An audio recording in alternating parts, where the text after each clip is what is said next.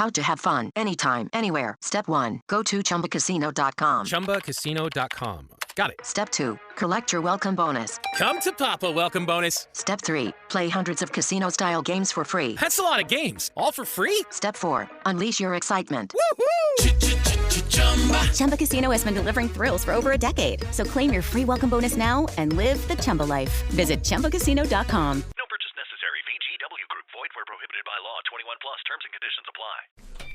This is VOCM Open Line. Call 709-273-5211 or 1-888-590-8626. The views and opinions of this program are not necessarily those of this station. The biggest conversation in Newfoundland and Labrador starts now. Here's VOCM Open Line host Paddy Daly. Well, all right, and good morning to you. Thank you so much for tuning into the show. It's Thursday, May the 2nd. This is Open Line. I'm your host, Paddy Daly, David Williams. He's produced the program. If you're in the St. John's metro region, the number to dial to get in the queue and on the air, 709-273-5211. Elsewhere, it's toll-free long distance, 1-888-590-VOCM, which is 8626. So, big night for the Leafs and the Leafs fans. See if they can stave off elimination Game 6 against the Boston Bruins. No word as to whether or not sniper Austin Matthews is going to be in the lineup, but I'm actually going to watch the game again tonight. Been a pretty entertaining series. And, of course, Leafs fans, they get teased or taunted or razzed about 1967. Of course, the last time that the Toronto Maple Leafs won the Stanley Cup, it was on May the 2nd of 1967 at the Maple Leaf Gardens in Toronto. Terry Sawchuk made 40 saves as Toronto Maple Leafs beat the Montreal Canadiens 3-1 in Game 6 to take the title. So on this date was the last cup for the Leafs. And a man who called many a Toronto Maple Leafs game, Bob Cole. Be laid to rest tomorrow. His funeral is at 2 p.m. at St. Thomas's Anglican Church. You know, lots of buzz out there. Of course, a really sad loss. And, of course, he's a legend, a giant of the game. But, you know, people wondering what sort of hockey dignitaries might be making their way to the province. You know, thoughts that Wayne Gretzky is coming and Sidney Crosby and various others. Of course, a lot of his broadcast buddies, his contemporaries. Who knows who may show up at the funeral, but there you go. All right, if you want to bring forward some Bob Cole memories, you can do exactly that today. And if you're watching the Jays like me, it's just, you know, it's painful to watch. They are a really frustrating team. Can't get a hit. So, but, you know, wish you had a guy like Teddy Williams. How about this one? In 1941, Ted Williams' lowest average in the entire Major League season was on this date. He hit .308 as of May the 2nd. He went on, of course, to hit .406, the last player to hit over 400. In the bigs. All right, and if you've ever been to a Major League Baseball game, one of the real fun things is during the 7th inning stretch, where the entire crowd in unison tries to get up and sing a bit of Take Me Out to the Ball Game. It was 117 years ago today that Take Me Out to the Ball Game was registered for U.S. copyright. Now, this is fascinating. It was written by two fellas, Jack Norworth and Albert von Tilzer. They had never been to a baseball game prior to writing the song. It became the unofficial anthem Major League Baseball game stadiums right across North America. So 117 years ago today, copyright for Take Me Out to the Ball Game, 1908. All right. And speaking of buying tickets to go see big events, I read a story this morning about some scams that are going on. Of course, some of the big names in the concert business, like in St. John's this coming summer, the Shania Twain concert, sold out right away. And immediately people were reposting the tickets for sale at an exorbitant price. And it happens all the time. And this one was about Taylor Swift. Now, it might not be necessarily of importance to you, but it's just about your social media platforms, your accounts, and what can happen to them. So this one lady, someone spoofed her account and was reselling Taylor Swift tickets. And it wasn't her. It wasn't her at all. And what do we do to protect each other? I suppose when you know and you find out that your account has been compromised, you know, one of those generic messages to all your friends or followers to say, my account's been hijacked. Don't accept any requests or messages from me. It's not me. Right? That could absolutely be helpful. But we have to be so mindful. You know, when you're scrambling, and whether it's you or one of your children is desperately trying to get a ticket to whatever it is, a baseball game, a Stanley Cup game, a Taylor Swift concert, or a Shania Twain, or whatever, we've got to be so careful because while we're in that little bit of desperation to get a ticket, it can be easily fooled. Now, some of the reselling sites that people do indeed fall for, sometimes buying counterfeit tickets, that's problematic enough. But when it's someone's name that you recognize and you think it's one of your friends, and consequently you send some money along, and this one particular lady, she thinks that some of her friends have been milked for some $30,000 in an attempt to buy these fake Taylor Swift tickets, so be aware. Also, for those of you listening who are tech savvy, I have a family who's been asking me, and I've been looking around to some of my tech buddies. They need some information and some guidance as to how to unlock a Facebook account. This one particular person, I'll leave his name out of it, a ton of memories and really important stuff that has now been lost that was once posted, and he doesn't have it backed up, posted on his Facebook page. There's some concerns regarding things like possible copyright, even though that was unintentional. So if you know, and you've been through this, and how to get a Facebook account unlocked, let's get in touch with me, whether it be live on the air or just send me a message, because I'd like to be able to help that family out. All right. And of course, Facebook might be one of the distractions in the classroom when you got your cell phone out. Now in Ontario, they brought forward legislation. They're going to ban cell phones in the classroom and dealing with vaping on school grounds and the like. Okay. The NLTA says they're in favor of this legislation, but they have questions about enforcement. Okay, so if I'm a teacher and I know it's going to come with some sort of liabilities because some of these phones are quite valuable, has personal information on them, and so what teacher is going to have to be responsible for X number of cell phones because they can be quite expensive. So the enforcement is a concern. I think we might be overthinking this a little bit. So if the province thinks, or an individual school thinks, or a teacher thinks that they're not going to allow children to use their cell phones in class unless purposefully directed to take them out as part of the curriculum, as opposed to confiscating or taking the phones or put them in a box or a drawer, why don't we just make a very simple rule? If you are in class, and unless you're told to take your phone out, leave it in your bag. And if you're caught with your phone in your hand, then it's a one strike, you're out. Then we take that child's phone and, put it in the teacher's drawer, what have you. So the kids would have fair warning. If you're caught with the phone in your hand and it's used as any form of distraction, we're going to take your phone. And whether that comes with so-called punishment or accountability, like a bit of detention, or you can't play in that afternoon's basketball game, or whatever it is. So as opposed to taking the phone, why not the rule is quite simply, do not take it out, and if you do, we will take your phone, and there might be other forms of accountability. So maybe we don't have to have the teachers in a form of having some sort of liability to take care of one child or another's smartphone. What do you think? Okay, let's go to the grocery store, which is never fun these days. Before we get into the boycott this month, Dominion employees in this province, some 11 grocery stores, their employees have negotiated a pretty significant contract. I mean, get a load of this. The new contract comes with an 18 to 25% increase in wages over the next 5 years. That's a pretty significant sum. So for part-time workers, their pay is going to increase $3.20 an hour. For full-timers, $4.50 an hour. So pretty attractive contract. Bravo. Because remember, at the beginning of the pandemic, people were banging on pots and pans out there for people working in the grocery stores and first responders and taxi cab drivers and truckers and all the rest of it. So that's a pretty hefty raise for Dominion employees, and good for them. That said, there's a pretty active Reddit page, and maybe they're on Facebook as well. It's called Loblaw is Out of Control. And let's talk about it. So we all know the punishment that comes with going to the grocery store these days, and the sticker shock is very, very real. So a group, some 62,000 strong, have said that they think we should boycott Loblaws. You can do it if you like. I have no idea how many people are going to participate and actually boycott Loblaws, which is a pretty wide brand, including Dominion and Shoppers Drug Mart and No Frills and Provigo and City Market. So there's a lot involved in the Loblaws brand itself. So here's some of the numbers, and let's see if we can break them down. Loblaw's companies reported $13.58 billion in first quarter revenue. That's a 4.5% increase from a year earlier. On the same day, that group of frustrated shoppers said they would begin the month-like boycott. Okay, the company's quarterly profit was $459 million. That's a 9.8% increase. Earnings per share were $1.72. On an adjusted basis, an increase of 11%. The company hiked its quarterly dividends to shareholders by 15%. Retail segment sales rose 4.4% to $13.29 billion. Food retail sales were up by 3.4%, and the drug retail sales at Shoppers increased by 4%. So, look, we're all frustrated with the price of groceries. And in February was the first time since 2021 where food inflation was reduced more than general overall inflation. The issue is whether or not the margins have increased dramatically, and they don't seem to have had big increases in the margin. So yes, the numbers are huge, and yes, they have bumped up executive pay to their executives and their senior management, and yes, they've hiked their quarterly dividends, but the margins remain pretty thin in the grocery business. That's not to say I'm justifying anything that I see in the grocery store when I shop, because it's punitive. The additional problem is, asking when are prices going to come back to earth? Or are they going to come back to earth? Because even if they do, we've found ourselves here now with the problem with labeling. We're paying the same or more for less content or less volume, whether it be in a cereal box or a block of cheese or whatever the case may be.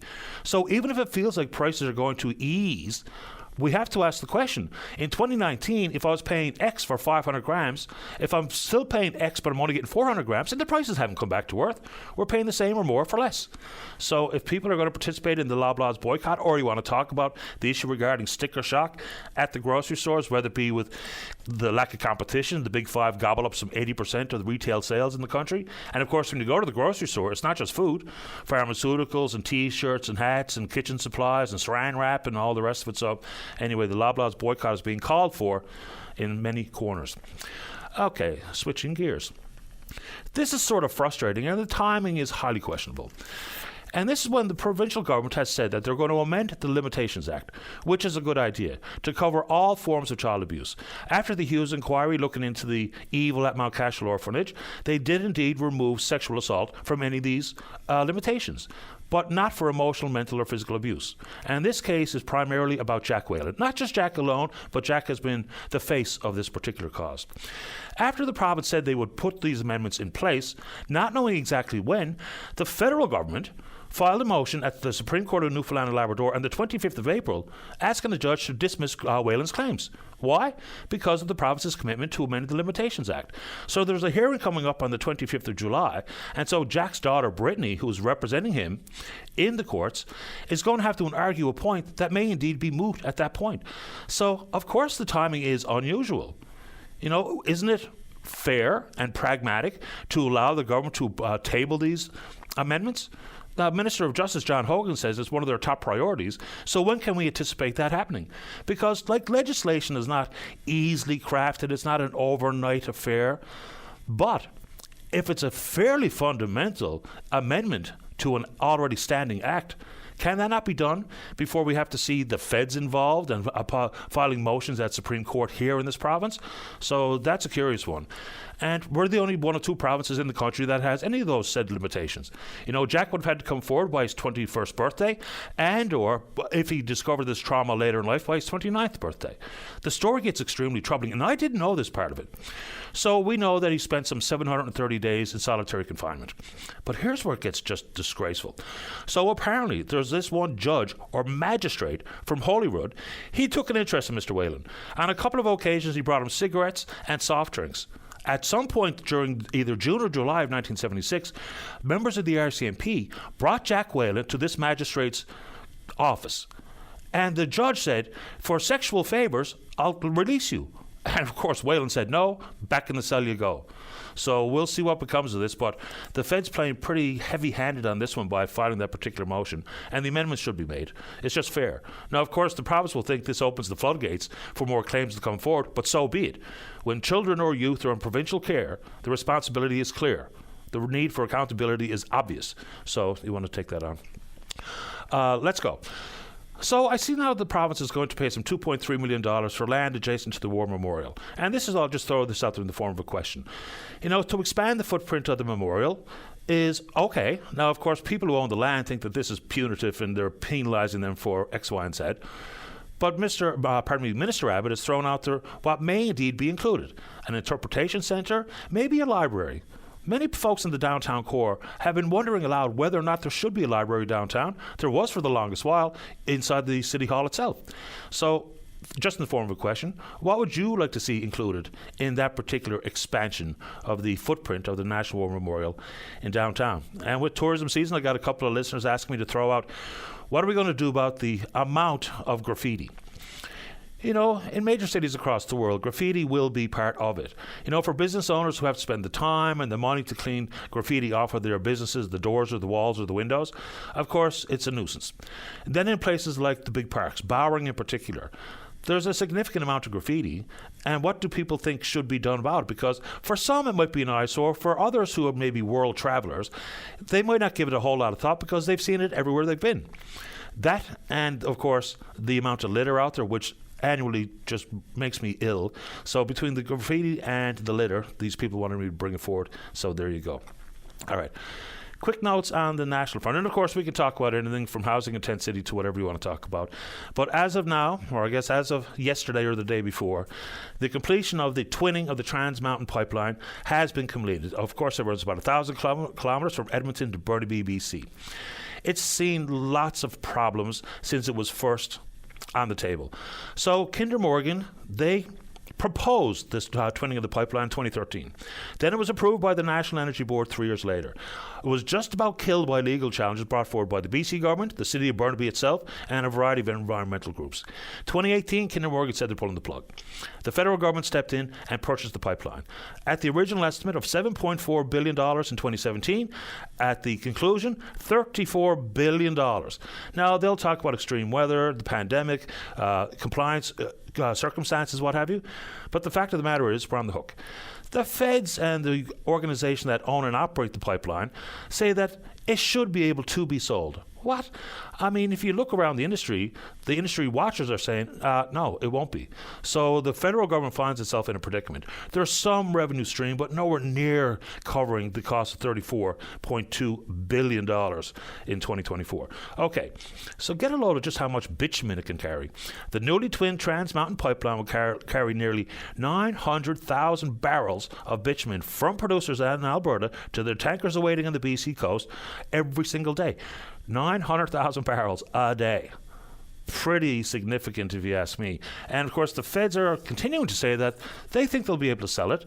But is it wise to sell it at a loss? Like, I don't know. There's a risk for selling it quick to try to get rid of it, or to hold on and let the revenue continue to pile up, all the while the carry of $34+ billion. So the Trans Mountain is in operation. All right, how are we doing out there, Dave? I want to get to a couple of more quick ones. Look, undoubtedly, there will be some of our brothers and sisters being trained by the Canadian military, the Army in particular, and we have active duty in Latvia. And, of course, engagement with the Russians, who were battle-hardened. And now with the reallocation of $1 billion inside the defence budget going towards things like equipment, apparently we're shipping out responsibility for training our fighter pilots, and some of the required training for boots on the ground members of the Army, who will indeed at some point be deployed to Latvia, including people from this province, they're doing away with that last segment of training. So the current leadership are defending it, saying that they can figure it out, but not all. Some retired generals are saying learning on the job is putting people in extremely dangerous situations. So for the number of years, people in the country, I don't think, gave a whole lot of thought to military spending, military preparedness. We've seen a recent report that says we're only about 58% prepared to engage if required. We're short some 15,700 troops, period. So with this reallocation of monies, we could be putting people in war zones without the required advanced training. I mean, it's kind of mind-boggling. And yes, there's going to be some of our folks that may indeed have seen that training out at Wainwright in Alberta, and now that's not going to happen. Amazing stuff. Someone's also asked me to get into the issue of the fixed link. Maybe I'll save it for tomorrow morning, because there's a lot to the updated numbers. Hatch came in 2018 to update a report initially brought forward in 2004. And then Arup was brought in a few years later, and they've updated the numbers. It's not great when we talk about the increase in the amount it's going to cost and the length of time to build, but maybe we'll dig into that a little bit more tomorrow when we have more time. We're on Twitter. Or VOCM Open Line. You can follow us there. Our email address is openline@vocm.com. Yesterday we had Dr. Shane Roberts on the program. He's the president of the Newfoundland and Labrador Dental Association, talking about the fact that, yes, now the Canadians who are 70 plus are eligible, if they're technically eligible with their household earnings, for the Canadian Dental Care Plan. He was putting forward some fair warning about what is and what is not included, and nothing's going to be free necessarily, and some of the procedures that may not be covered, yet the confusion about having to sign up versus not having to sign up, yet still be able to provide the service under coverage, direct billing to Sun Life. Nicole Kiley, she's an independent dental hygienist. She wants to talk about the federal dental plan. Then we're going to be speaking with you on a topic of your choosing. Don't go away. Welcome back to the show. Let's begin on line number one, the top of the board. Say good morning to Nicole Kiley, independent dental hygienist. Good morning, Nicole. You're on the air. Good morning, Patty. Good morning to you. Welcome to the show. Thank you. Where would you like to begin? So I just wanted to yesterday was a big day here in Newfoundland, Labrador, and across Canada with the rollout of the Canadian Dental Care Plan. And I thought maybe it would be nice to talk to the coverage for dental cleanings to maybe explain to people what they can expect when it comes to accessing the cleaning portion of their care. Sure, it's what they call scaling. We actually talked with Dr. Roberts about that yesterday. What do people need to know? Because Dr. Roberts his goal yesterday was to paint a picture that's much more accurate than what feels like, okay, everything's free and everything starts today for those who are eligible and enroll at 70 plus. What's your message? Yeah, so I have been lobbying in the background for priority in fees and things like that. But I kind of wanted to tuck that in the back today and maybe kind of take some time. I will say that all of the issues he mentioned are definitely true, but I kind of wanted to celebrate the coverage and encourage people, maybe give people some confidence when they're trying to access care, and talk about some of their options, because we have had, over the past couple days, we've had 6 seniors come in who were actually unable to find a dentist who was participating or who was able to take on new patients. So I think it could be kind of discouraging for people when they are trying to take advantage of their coverage. Sure. I mean, the eligibility portion, some of the generals, $90,000 net family income, you could be eligible. There's some overlap and confusion about having some private insurance. Then if the net family income $70,000 or less, there will not be a copay. You do indeed have to go through the application process so that you get a personalized account number, I guess, from Sun Life directly that you can present upon arrival at your clinic. Yeah, exactly. And you've got such a good handle on it, Patty. And that's one of the things I'm really proud to say for all the advocacy from dental professionals is the clarity around that part of expectations. But I want to talk a little bit more about, well, first and foremost, I don't know if you know, but here in Newfoundland and Labrador, our social adult programs, like social assistance, has never covered preventive dental care, like dental cleanings, with the exception of our children's dental care program. So for a lot of seniors, and then I think next month it's people with disabilities, and then it's going to be people under 19. There are huge cohorts of people in our province who've actually never had access to a dental hygienist, only emergency care. So it's really exciting to start trying to help people get back on track. And I think that now that we've kind of covered that there's a balance and it's not free and all this stuff, I think it's a good time to celebrate how amazing it is that we're going to have all these people who could potentially get rid of dental pain and live more comfortably, particularly our vulnerable folks like seniors. So if anybody, we are open and taking new patients for dental cleanings. We don't have a dentist on site, but if any seniors want to call or text us and chat about coming to see us for a dental cleaning or coming in just to meet us, we would love to welcome them. But we are really excited to help keep people on track. And one thing with the dental cleaning, I'm not sure if Dr. Roberts went over it, but people qualify for an hour of scaling, which is the tartar removal, which for a lot of people, to be honest, if someone hasn't seen a hygienist in 5, 10, 20, we're going to be seeing seniors who have never seen a hygienist, who have never been able to see a hygienist in their life. We will be able to apply for extra coverage. So we won't know. I see my first Canadian Dental Care Plan patient today, and we're hoping to make a treatment plan and apply for extra coverage for that person. But just because you only get that 1 hour of scaling doesn't mean that your dental professional can't apply to get more coverage. And we've been promised it's going to be an easy process. In-house, it's one thing for that application for extended coverage, but in-house people are worried about, or some professionals are worried about, the administrative burden, the amount of paperwork and time and human resources it's going to take. Dr. Roberts did say, call your dental clinic, have that conversation with administrators about what you need to know, what you need to expect. Do you have the horsepower in your clinic to deal with those conversations up front, even before scaling begins and applications for extended coverage and what have you? Yeah, so we're a super small clinic. I practice there part-time, and we have a full-time hygienist. We only have one front desk person. So I'm not going to lie, when we started to try to wrap our heads around what the administrative burden would look like, it was daunting, and it was scary as a small business when we're already stretched trying to accomplish our tasks. But we've actually spent the past more than a month putting systems in place to make it easier for our patients, easier for us to manage. We're really efficient. We love trying to find the easiest and the best way to do things. So we're pretty confident that the way we have our clinic set up now and our administrative flow, that we'll be able to comfortably and confidently take on as many patients as we can. That's the good news, and hopefully this is going to work the way it's intended. But, in this world of big swing policy, between this and pharmacare, the two biggest adjustments in healthcare in decades in this country, it really did feel like, in an effort to hit some arbitrary timeline set forward by the NDP, of course, in their supply and confidence agreement, it really feels like some of these programs were rolled out without the appropriate consultations with the professionals involved and without addressing some of the details and trying to alleviate confusion, because here we are, it's operational, but there's still massive questions, not only between professionals, but also eligible Canadians or who might be eligible. Absolutely. And this program has the capacity to change lives, to save lives. And that sounds dramatic, but our oral health is so closely linked to our overall health that many of these people accessing care will actually help reduce the burden on the rest of our health care.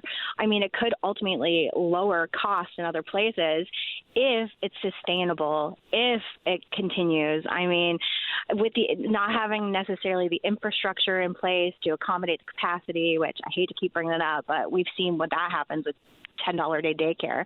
So I'm not going to lie, my anxiety over the aspect of it being tied to change in government and policies does make me nervous. So I'm only just now settling into how excited I am to help increase access to care, because all those other things are still on the back burner. Well, I don't think you're being dramatic when we talk about the impact of our dental health with our overall health. It was part of the petition put forward, or proposed legislation put forward by Jack Harris, who was then a member of Parliament with the NDP, because the links have been drawn, whether it be with heart disease, diabetes. There's also concerns about your oral health and dementia. So it's developing gum disease, to say the obvious. So there's links between oral and cognitive health. Absolutely. And Patty, I started my career in long-term care, and we only have, to the best of my knowledge, one hygienist right now in Metro, Catherine Peddle, with Mobile Smiles, who's actually accessing, there could be others, I could be wrong, but when you look at the folks in long-term care, and I think we can make a case that the largest portion of people in long-term care will be in this first cohort of 70 plus. 65 to 69 can now apply for the program, but generally the 70 plus, a big portion are in long-term care. And when you get in and you start looking in people's mouths in there, I mean, it's shocking. It feels like a crisis. It's actually awful. So to think that those people will now have access to, funds to be able to afford care is incredible. And I think Jack Harris was first pushing that mandate when I was in long-term care, and I really hope to see change. But to be honest, I didn't anticipate a program like this rolling out in my career. Well, it has, and we'll see where it goes and how the professionals who are outside watching, because apparently there's about 5,000 of over 30,000 have actually signed up, and that's about 16% of healthcare providers in the country. In this province, it's a little better than that. I can't remember the exact numbers off the top of my head. It's something like 65 out of 250 or something have signed up, while others are going to sit back and just see how it works. And that's what's kind of like scary with the capacity issue. If we don't get more support for people, for the providers, give them confidence, I mean, the program's not going to work. If people have coverage, but they don't have anywhere to go. And I will say that across the country, hygienists who practice independently, so I own my own clinic, we work without a dentist, and generally it's to help increase access to care, whether that means working in long-term care, whether it means having a facility where you focus on preventive dental care. Dental hygienists across our country are going to be stepping up to help support the needs of the community, because across Canada, if you call to get into your own dental clinic right now for dental cleaning, you're probably going to have to wait. They're going to say it's 4 to 6 months. So there's already an issue getting in for your own care. So I think that we have hygienists across Newfoundland who have openings in their schedule. If you go to the NLDHA.com website, you will see some hygienists there who are listed to practice independently to help get people in. Because, like, if we can get them to the door and at least help get their dental cleanings back on track, hopefully we can partner with dentists and send them over then just for their exam so that office doesn't have to worry about capacity. Nicole, I appreciate the time and the information this morning. Thanks for doing this. Thank you so much, Patty. Take care. No problem. Thank you for talking to me. Bye. Bye.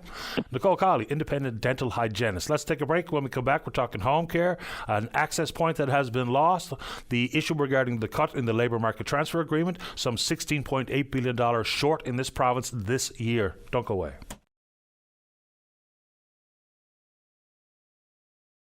Welcome back to the show. Let's go to line number 5. Good morning, Pauline Snow. You're on the air. Good morning, Patty. Good morning to you. This is usually my last resort to give a call to you, but it seems like more members of the government listening to you than anywhere else. So here goes. I've been a business owner for 43 years now, and over those years we've had 25, 30 challenge persons working with us. We're at a point now where we have probably 3 or 4. And I have a situation, of course, you know, that the federal government's taken over the funding for the employment corporations versus the provincial government. Well, I think, is it more accurate to say that they've reduced the amount of funding coming from the feds to the province for exactly that? That could be the thing, too. I just know that in the position that I'm in, and I'm thinking Bonavista, I have a challenge person that's been working with me for 17 years in Bonavista on a government contract. And, of course, with my contract, I can apply for any minimum wages that happen. But the employment corporation doesn't have a near contract. So I've got a support worker working with her who's making a whole 20 cents above her. Now, of course, they're starting to look around for other work, and the employment corporation can't guarantee me funding for them past the end of June, which means that I'm in a situation, do I give the government 3 months' notice and give up my contract? Do I go to work and try to find somebody else who is not challenged? It means a lot of the challenged people will be out of work. And it means the corporations are in a place where funding, they don't know where their next funding is going to come from after the end of June.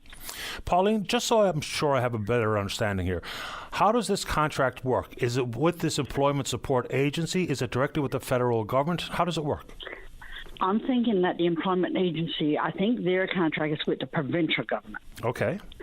And normally by now, this time of the year, they know, as soon as the budget's called, they know exactly where their funding stands for the next couple of years.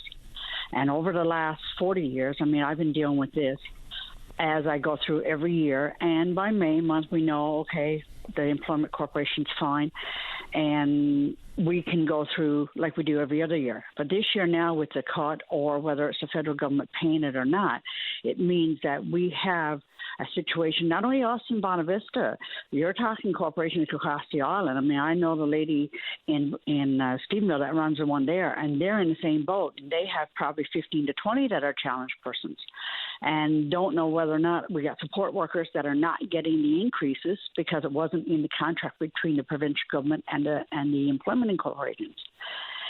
So you get, I think in Stephenville, the support workers are making probably 10, 15 cents above the actual challenge person, and in our case it's only 20 cents above, and they're all getting frustrated because they're having to take this responsibility on themselves, but they're not getting paid for it. So now we're in a situation where I don't know, in our case we have to give the government 3 months notice for our contract if we don't have workers, and we got a support worker that wants to be there, but he doesn't know if we're going to have money to pay him at the end of he doesn't know if there's going to be money to pay him after the end of June. Yeah. You know, marginalised groups. I just hope Clifford Snall or somebody is listening, that's all.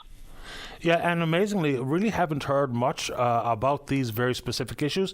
And even if you take it a step further, in the federal budget, advocates for the disabled community were talking about disability benefits to be at the tune of about $1,000 a month. And as it turns out, if and when you get to qualify for the disability tax credit, your support is about $200 a month. So there's a lot. We can talk about the big line item stuff, you know, housing money to the tune of billions.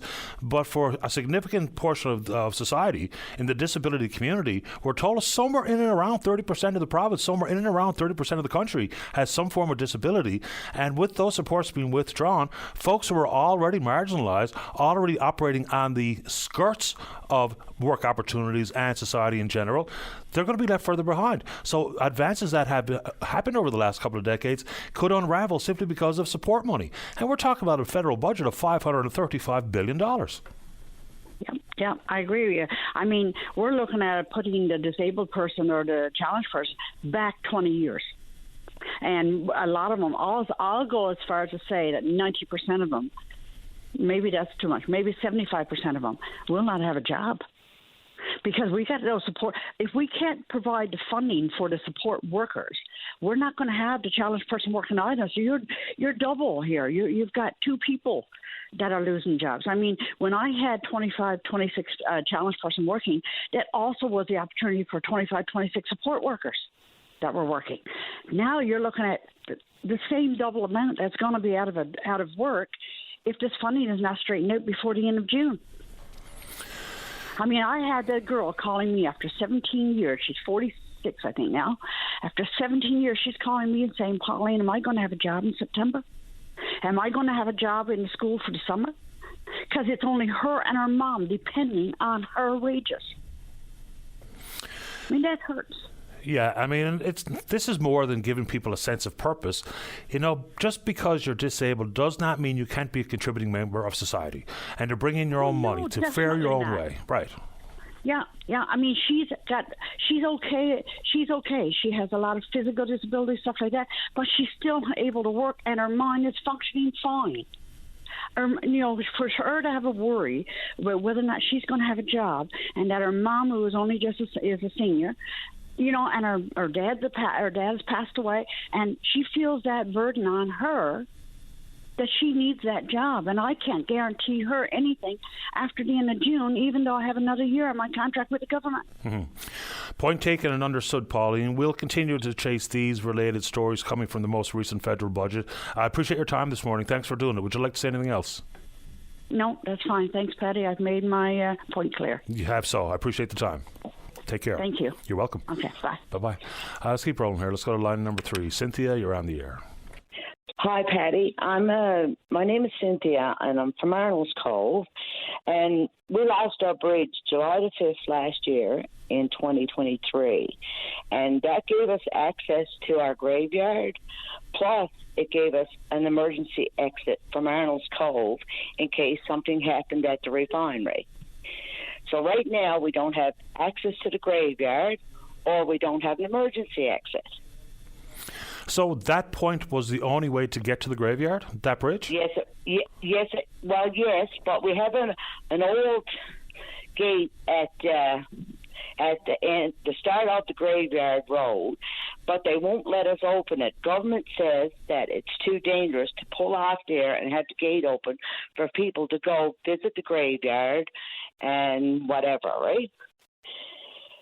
They do have a bus on when there's funerals, but people's been on the bus and they got to go over 2 lanes of highway to get the bus up on the road. They had to make a right turn, so they got to get up on the highway, 2 lanes of traffic, right? So in my opinion, it's not so dangerous if you went there in car and just took your time and went off the highway down to this old road. But the gate is locked and they're not allowed to unlock the gate. The highway says it's too dangerous. The RCMP says it's dangerous. But, I mean... Cynthia, how did the bus work? If you couldn't get there via car, then you certainly can't get there via bus. So what did the bus accomplish? Well, they opened the gate for funerals. So they took all the mourners on the bus. Okay. Took them to the grave site, right? Put them back on the bus again. Had to go right to Southern Harbour to turn around the bus to come back to Arnold's Cove. Understood. And I can't picture in my mind's eye where this particular bridge is. And what's the problem with the bridge? It's just been deemed unsafe, simple as that. Yes, since July the 5th. So they sent some specs to the government, right? And they all came back and said that the specs were no good. So now they got to start all over again, right? Yeah, I mean, it reminds me of a couple of other bridges that underwent repair. Some maybe more substantial bridges, like the lift bridge in Placentia comes to mind. When the initial specs and costs were rejected, we were back to the drawing board. All the while, the bridge work not done. Now, different example, obviously, but it just popped into my head. So yes, and a lot of our residents are older. They can't get on the bus and go to the graveyard. You know, they're in wheelchairs, they're using walkers, they're using canes. They can't walk up over these bus steps and get on the bus, right? So they can't get to the graveyard at all. So any timelines been told as to when the work is going to be, whether the specs are going to be completed and the work will be completed? Do we have any idea? Well, I met with the council last night, and they're telling me now that there's supposed to be 3 designs of a bridge coming back soon. Soon. That's all they're telling me, right? And I met with Jeff Dwyer. I spoke to Jeff Dwyer because he is our MA, right? He's here. MHA, whatever. Yeah, that's right. And so he tells me it takes time. But, Patty, it's almost a year. And me and my husband left and went to the graveyard. And the last 3 people that were buried at the graveyard, their families can't get up to do up their graves. It's just like a mud hole up there. And it's horrible that we can't get access, right? Yeah, and even graveside visits are important for so many families. And then, of course, when you're preparing for cemetery masses, you want to get in and clean up a little bit and all that kind of stuff. Cynthia, keep in touch with me. Let me know whether you send me another private message or an email to the address I gave you. Keep me in the loop. Let me know what's going on. Okay, thank you so much. But I'm hoping that Jeff Dwyer is going to hear this again today, and also Mr. Abbott, because they're telling us that they're keeping the gate closed because it's dangerous. But anyone with common sense should be able to go up and pull off that road. There is a little place that you got to go down, right? But just even if we just had access so many days a week, or unlock the gate for a few days a week even. But right now there's nothing. Understood, Cynthia. Please do keep me updated.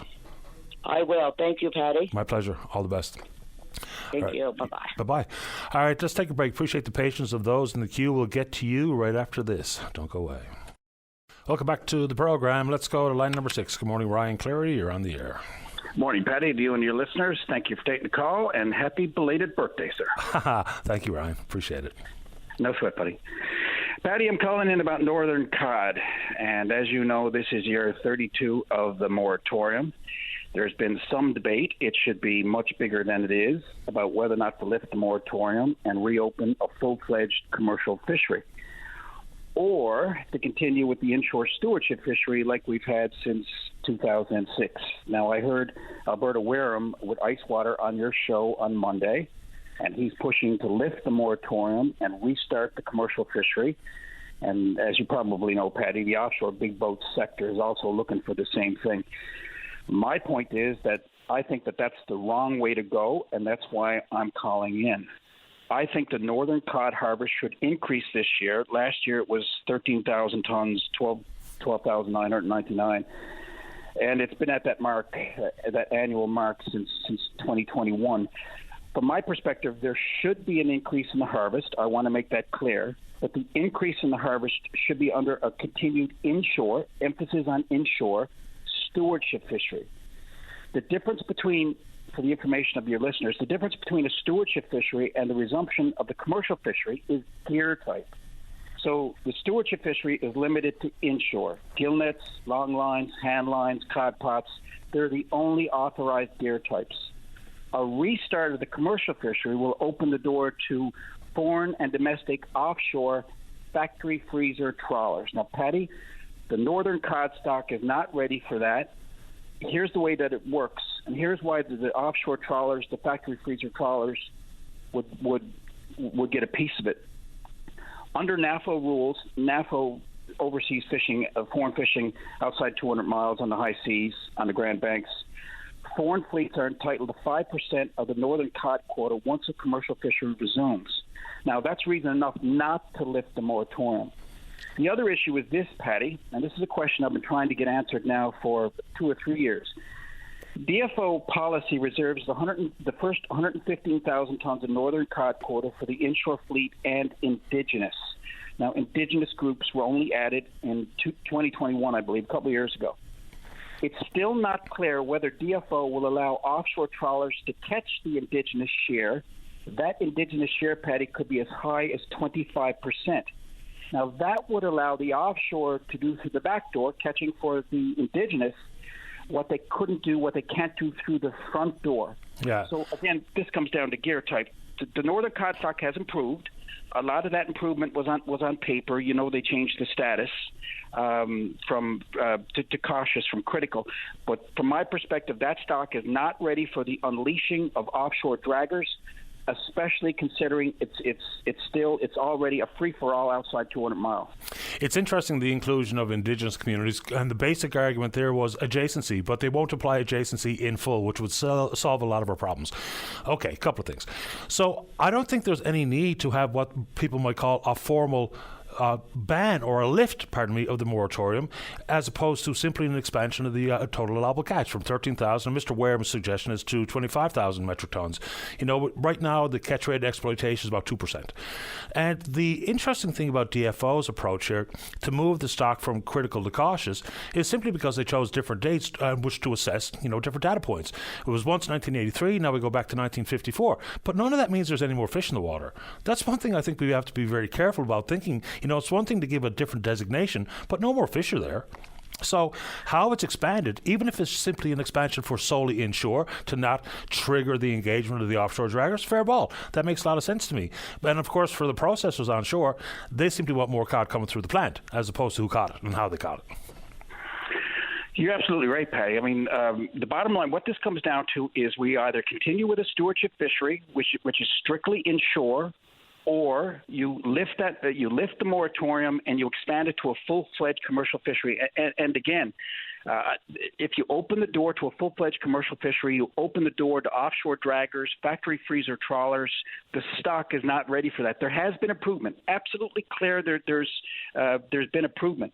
But it's not ready for offshore factory freezer trawlers. The DFO science has been shaky enough in terms of surveys not being carried out. I think we only had our first full-fledged survey last year, and even then there were problems with that in terms of the survey was carried out earlier than usual off Labrador and off the northeast coast. So again, this is a warning to all your listeners, to all the inshore harbingers working out there. There's a big difference between the stewardship fishery and the resumption of the full-fledged commercial fishery.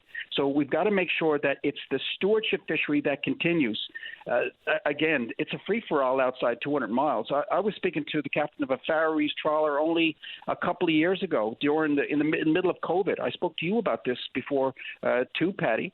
But that Faroese skipper just spoke about how because it was COVID, because our offshore enforcement officers couldn't board any foreign factory freezer trawlers where there was suspicion of COVID, and a lot of the captains said they couldn't board, they couldn't inspect. It was a free-for-all on cod then. So opening the door now to a full-fledged commercial fishery and allowing those draggers at that stock, I think we'll be right back to where we were in 1992. Well, we could be.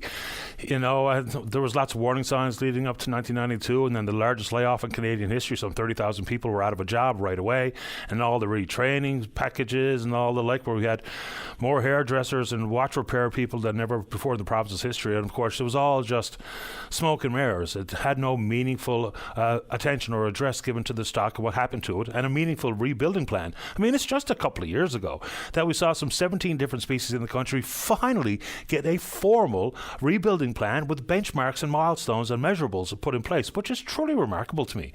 In 92, we knew what the problem was. And what was done about it? Not a whole lot, just put a moratorium in place. What attention was given to all the moving parts regarding, whether it be forage fish or sea ice or phytoplankton or temperature of the water, some of which we can't do anything about, but some of which we can. So thankfully now there's some sort of rebuilding plan, and the news is encouraging, even though simply a designation as opposed to actually more fish in the water. So anyway.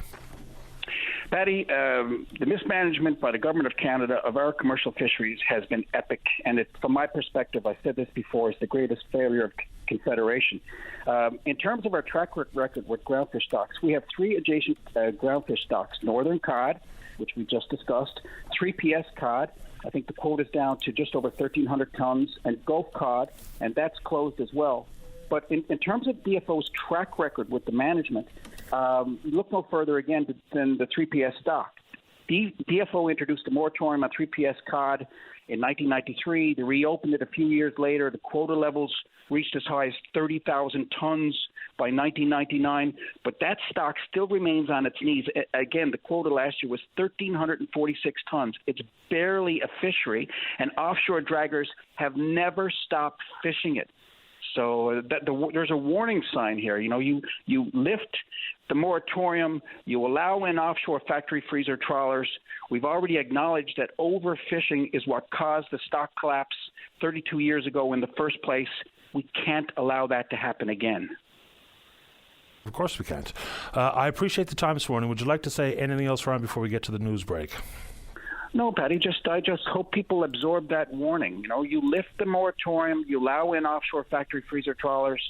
That cannot be allowed to happen when the stock is still in a precarious state.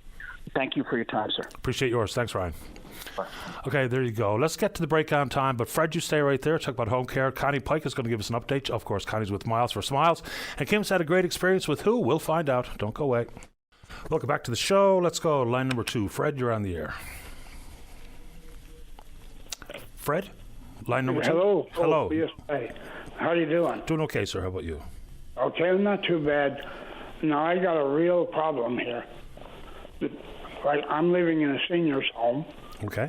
And what happened is they took all the money out of my bank account that I had, but it shouldn't have been necessary because I'm not getting the income I should be getting, right? So what exactly happened, Fred? Pardon me? What exactly happened? So you say someone took all the money out of your bank account. How and why? Well, I mean, it was for rent for the most part, you know. Okay. And I mean, I'm paying over $500 a month for rent, and I'm only on a fixed income, you know. And so my subject line says, home care isn't giving you his money. So, yeah. First of all, I'm a totally blind person. Okay. And I've been here at this home now for over 2 years.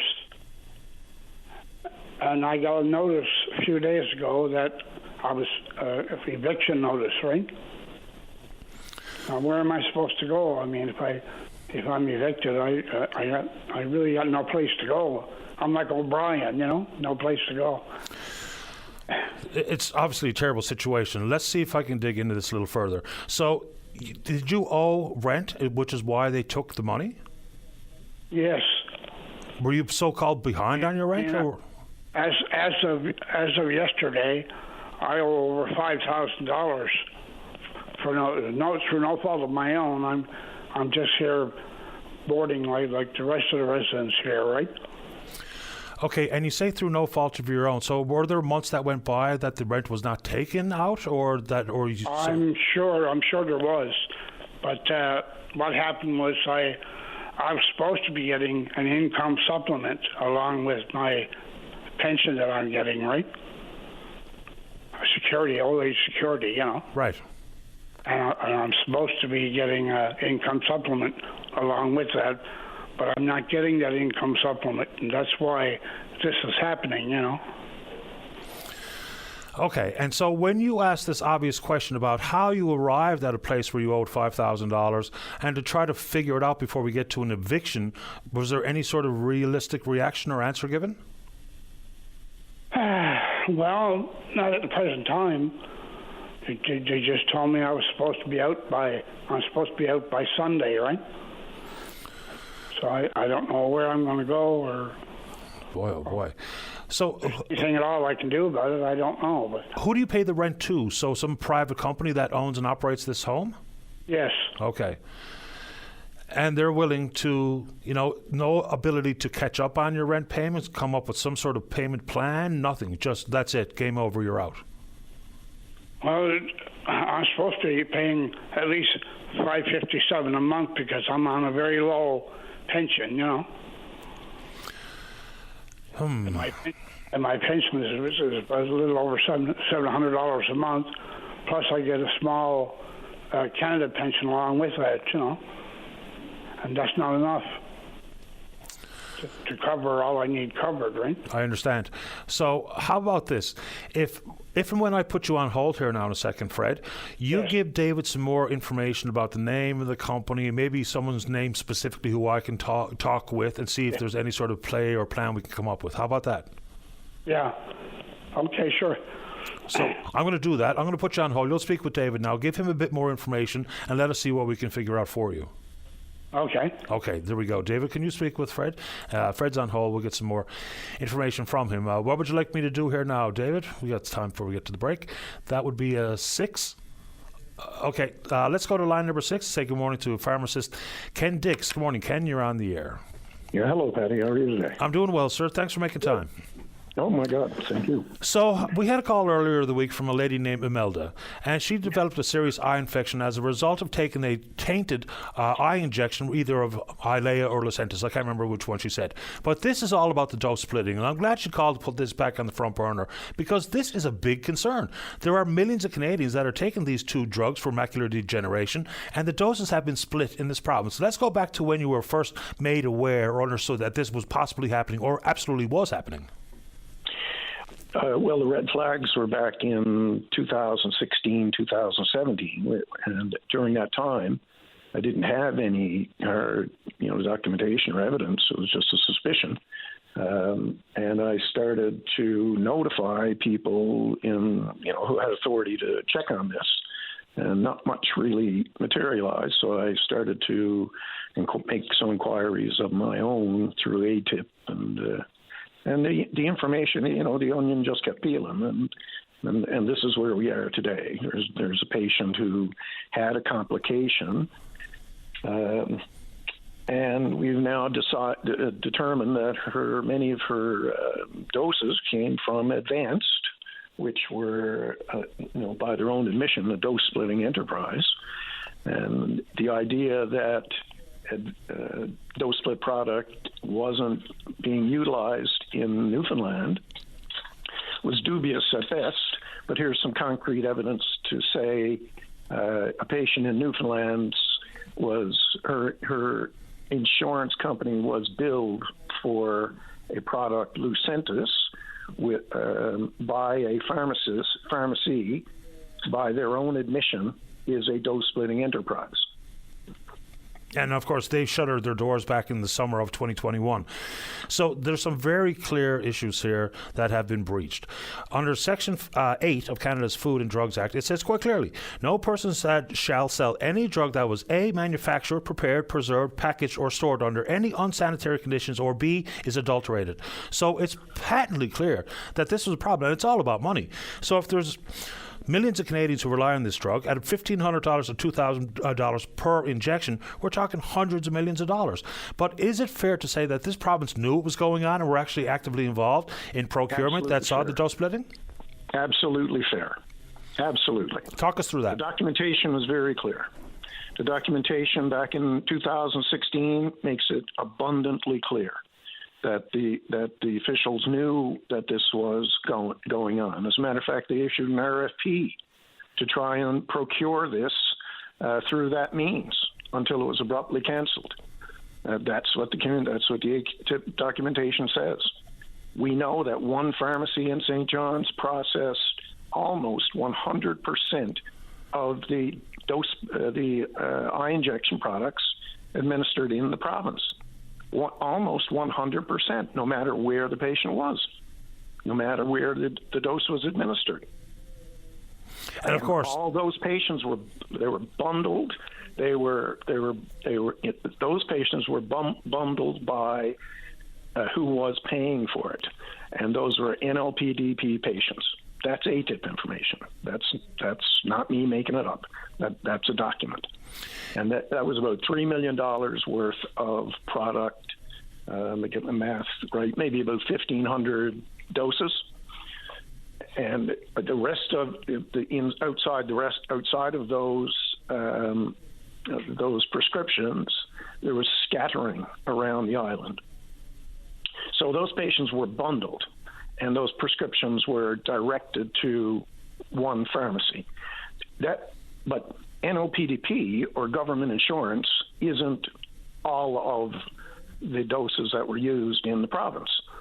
The number that identifies the amount of product being used would be the MCP billings for the procedure done, because they're in a one-to-one relationship.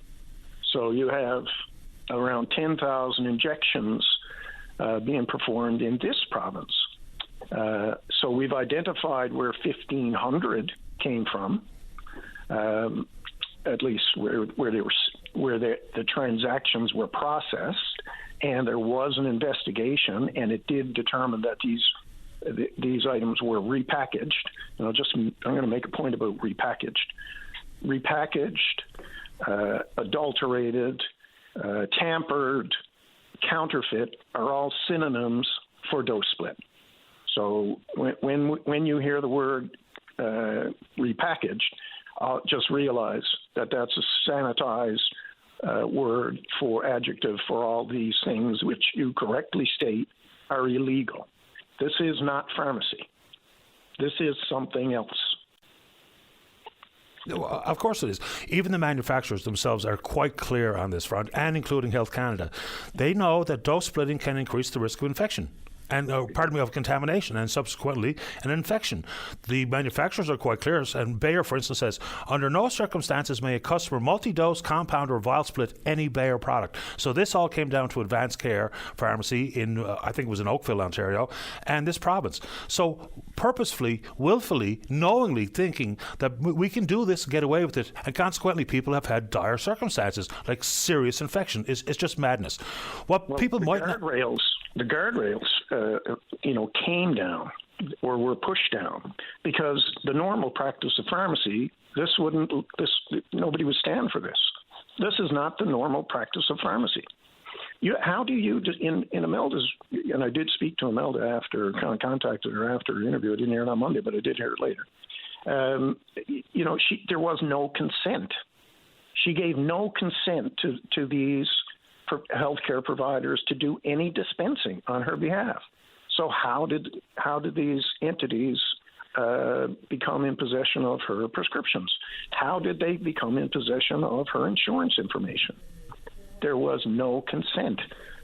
If you enter a property without consent, it's a crime called trespassing. You take somebody's property without consent, it's a crime called theft. Because consent is, you have to have consent to provide a health care service to a patient. That's how that relationship's built. Patients like Imelda, they need to be taken care of, not taken advantage of. And what Imelda's records show is they show for the first time the direct connection between Advanced and a patient in Newfoundland. And and I go back to my other point about being bundled. In St. John's, those prescriptions were bundled because of the payor. The same logic applied for the prescriptions that were processed at Advanced. They were bundled because of the payor. They were bundled because they were private pay. And then they were done in Ontario and therefore out of sight. The only reason Imelda was able to connect her distribution, fill in her distribution path, was through her insurance company. And as I recall, because we discussed it, they weren't willing to provide it first. She actually engaged a lawyer to get her insurance information, and it clearly shows who was paid for all her records in that period of time. Help people understand how it can happen in the first place to dose split, because the overfilling, as you said, I believe one of the quotes from you was, overfilling is actually part of the legitimate process. So if it came from Bayer, directly, what would the dose or the vial look like? How many potential doses would be in it, and why is it overfilled? Well, it's a very small volume. You know, the entire contents of a vial is 1/4 of a mil, right? So you have to retrieve 20% of that. And the only, like physics, you can only retrieve a portion of a bubble. So that syringe has to go in and pull out basically a drop. The rest of it is overfilled. I think I mentioned to you last time. It's like what's left over in the ketchup bottle. You don't expect to get every molecule of it. It's considered part of the packaging, because when you deliver a vial to a practitioner, they need to be reliably able to pull out the dose they require, which is 0.05 mLs. So where dose splitting was so lucrative was people said, well, we can recapture what's left. We'll open the vial and we'll pull out 3 or 4 more. We can pull out what we can. And it gets worse than that because they probably pool those into a different vial. So there's a lot of manipulations that happened to create a pre-filled syringe. So that's what would have been shipped out, not a vial, a pre-filled syringe. And there's physical evidence of that. As a matter of fact, we intercepted some and sent it to Health Canada and said, look, here it is. Well, I mean, when Advanced Care was visited, I'll say, they found all sorts of unapproved syringes as well. So obviously this is well identified pre-filled Eylea. It's in their inspection notes. Yeah, amazing. So you've worked on the national front on this issue as well. Has this been an identified problem in other provinces? Well, my work on the national level was to avoid this very thing. That's why when I saw it, I knew it. That's what my work was on the national level with Health Canada, how to differentiate between legitimate compounding activity and opportunistic drug, or using those skills opportunistically to somehow carve up or adulterate commercial products and get them into the distribution chain. That's what that work was. And you cannot take a brand name, authentic, original, manufactured drug, breach all the security features of that product, interfere with that product, and pull out, 3 or 4 or 5 syringes, and then redistribute them and bill them as if they are the original, because all the claims that are in Imelda's file and all the claims that were billed to NOPDP over the years were all billed at the authentic manufacturer rate, which was approximately $1,800. So you mentioned across Canada, absolutely, this is occurring across Canada because it's been admitted to. In Newfoundland, it's still around 10,000 injections per year. That's a significant sum of money. And there's a very finite number of people participating in that. And it's not pharmacy. You cannot have pharmacy without a patient who gives you consent to act on their behalf. There's nothing about this that benefits the patient. Nothing. So, for instance, like Bayer, I mean, what are the manufacturers doing? I know that there was a lawsuit filed by Bayer suing a pharmacy somewhere in Ontario to the tune of some $15 million for vial splitting Eylea.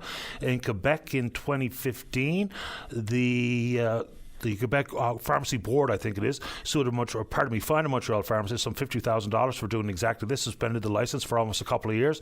So is the manufacturer either or, Lucentis and or Eylea, doing anything similar in this province? Not that I'm aware of. I know that they were investigating, but I think they probably, their test cases were going to be in Ontario because Ontario seemed to be more of the epicenter of it. Keep in mind the product that ended up in Newfoundland was sourced in Ontario, which is what gives the gaslighting phrase, no dose splitting occurred in Newfoundland. That's not the question. The question was there any dose split product distributed into Newfoundland? Good question. And hence, was it administered in Newfoundland? If it was distributed in Newfoundland, well, it didn't sit on somebody's shelf. Something happened to it. But as a pharmacist, what is very discouraging is the participation of these pharmacists and pharmacies that in this. It is not the practice of pharmacy. You cannot claim to practice pharmacy without a patient relationship. Very quickly before I do have to go, Ken, obviously nothing's happened here. Even when the Minister of the Day was asked about it, I can't remember exactly what was said, but basically said he does not recall, which is not good enough. In your opinion, what should happen here? Because there's one thing for someone to develop an infection, quite another for potentially the manufacturer to go after a pharmacist. But what do you think the government's responsibility is, and what should happen? Well, I do. I actually remember you speaking to the minister at the time, and he said something like he didn't remember, which is an astonishing statement for considering what this is. But more directly, Minister Osborne was asked about it in the House of Assembly recently. Called in, asked him, as he was health critic at the time, and asked him that very question. It's not whether dose splitting occurred in the province, was dose splitting administered in the province? And his answer was no. Well, in light of Imelda's information, Minister Osborne needs to go back into his officials and reinvestigate this, because this is very clear. If he goes back and looks at the ATIP information, he'll see that there's a through line that they knew, and this is the end result. Imelda is a patient who had a complication. She received product from an admitted dose splitter. The insurance, her insurance company was billed for authentic drug, and then from there, when Advance went out of business, other players jumped in. Those players there was two at one time. Now there's two more that are behaving the same. No patient contact and dispensing without patient's awareness. Deeply troubling story. Breaching patients' private medical information. As a pharmacist, you have to access their medical records to review their file. That's part of what you do. Mm-hmm. You have to discuss with a patient. You have to have a conversation with the patient. None of that happened. And a lot of these prescriptions were dispensed up to 9 days after the administration of the product that they're now claimed to be dispensing. Ken, I'm glad this is back on the front burner. So thanks to you and Imelda for doing exactly this this week. And we'll keep chasing it. And we'll see if we can get the minister pinned down on it as well. Thanks for your time, Ken. Sorry, Ken? I appreciate your time, Ken. Thanks for this. What happened there, Dave? Anyway, let's take a break. Don't go away. Welcome back to the show. Let's go to line number 4. Good morning, Connie Pike. You're on the air. Morning, Patty. How's it going? Doing okay, thank you. How about you? Good. Patty, the numbers for April month in terms of the child abuse cases that are being heard in our courts, 9 out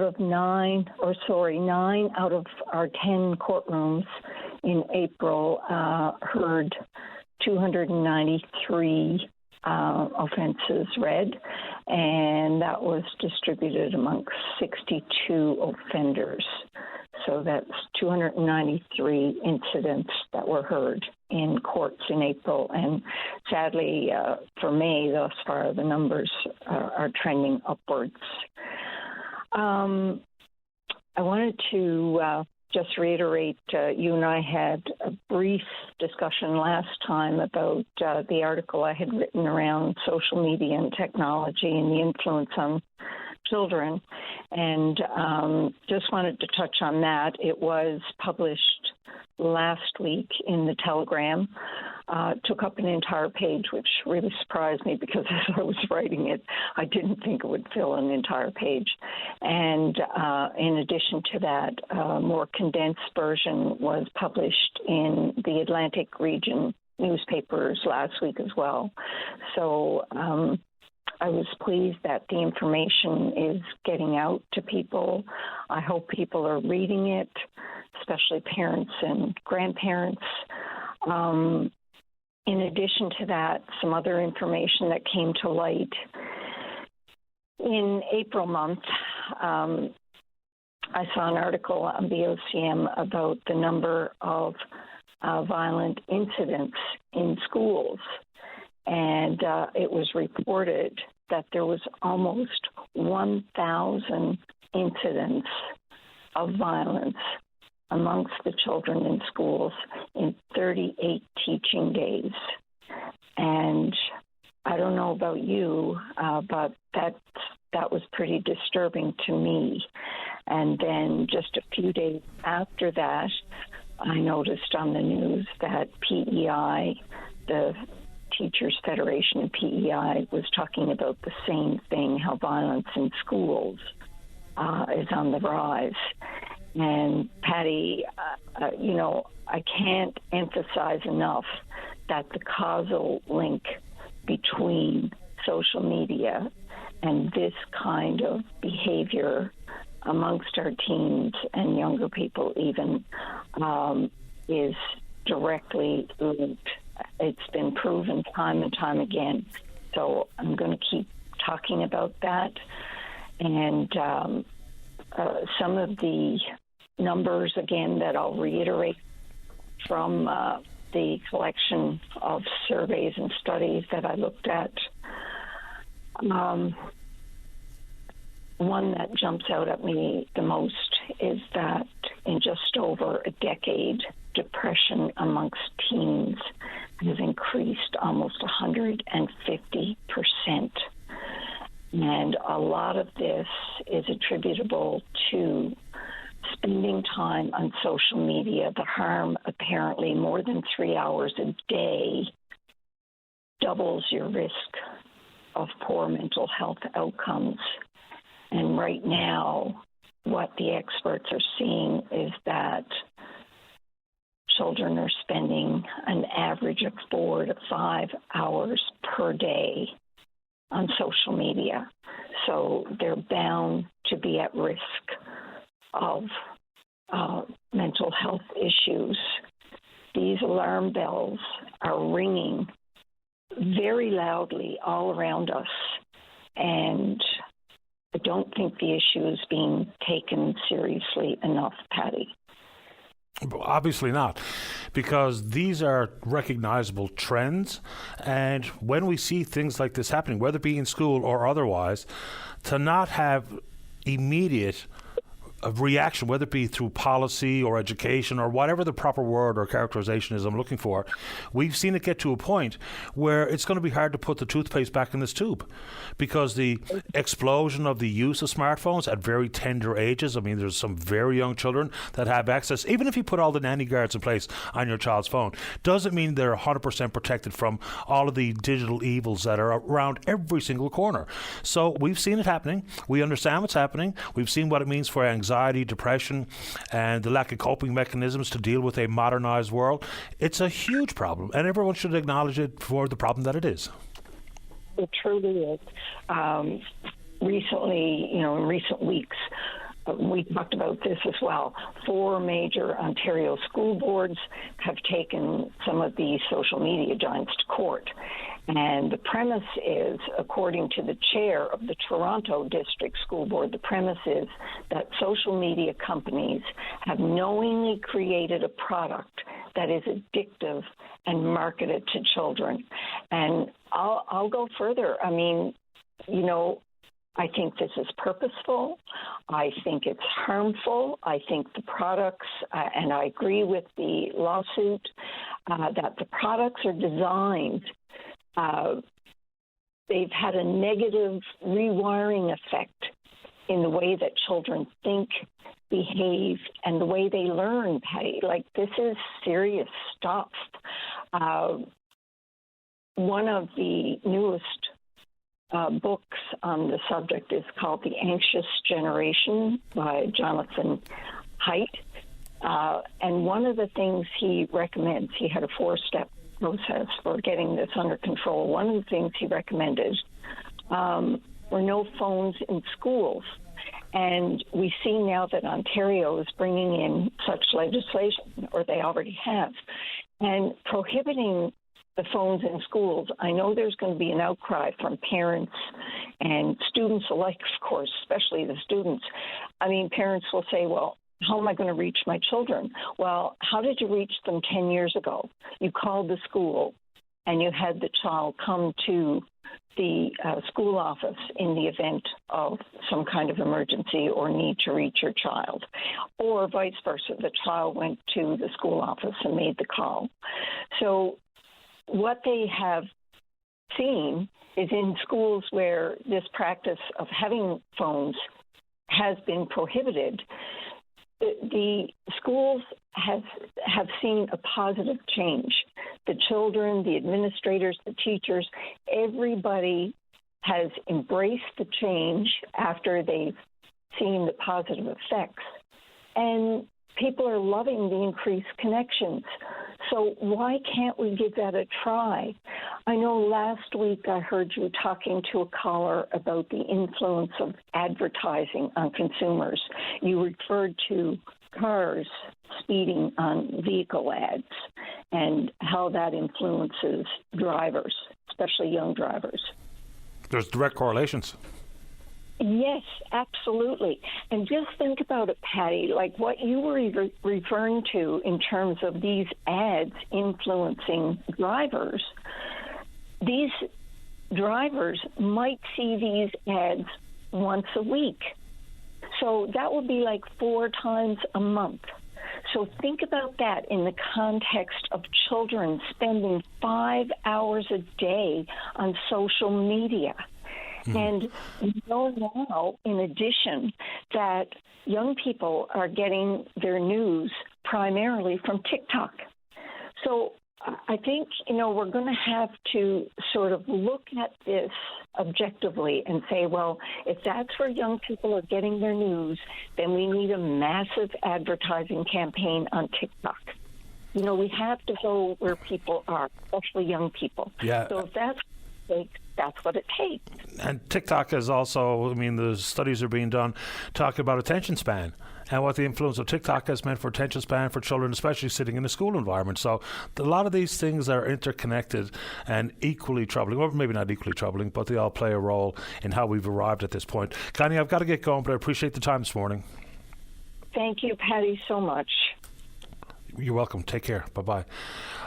Let's take a break. Kim's here to talk about an experience with a nurse practitioner. Jamie wants to talk about evictions. Don't go away.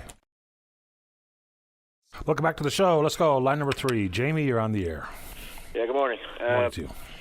Me and my, my wife, she's in a wheelchair. We live in housing. I've been in housing for like over a decade or more. And what's going on? We got to get out. We were going to notice to vacate premises come July 31st. If we're not out, we'll be homeless because what happened is a couple of issues. What happened is we got behind on our rent. We're living on CPP, but I only get a little on CPP.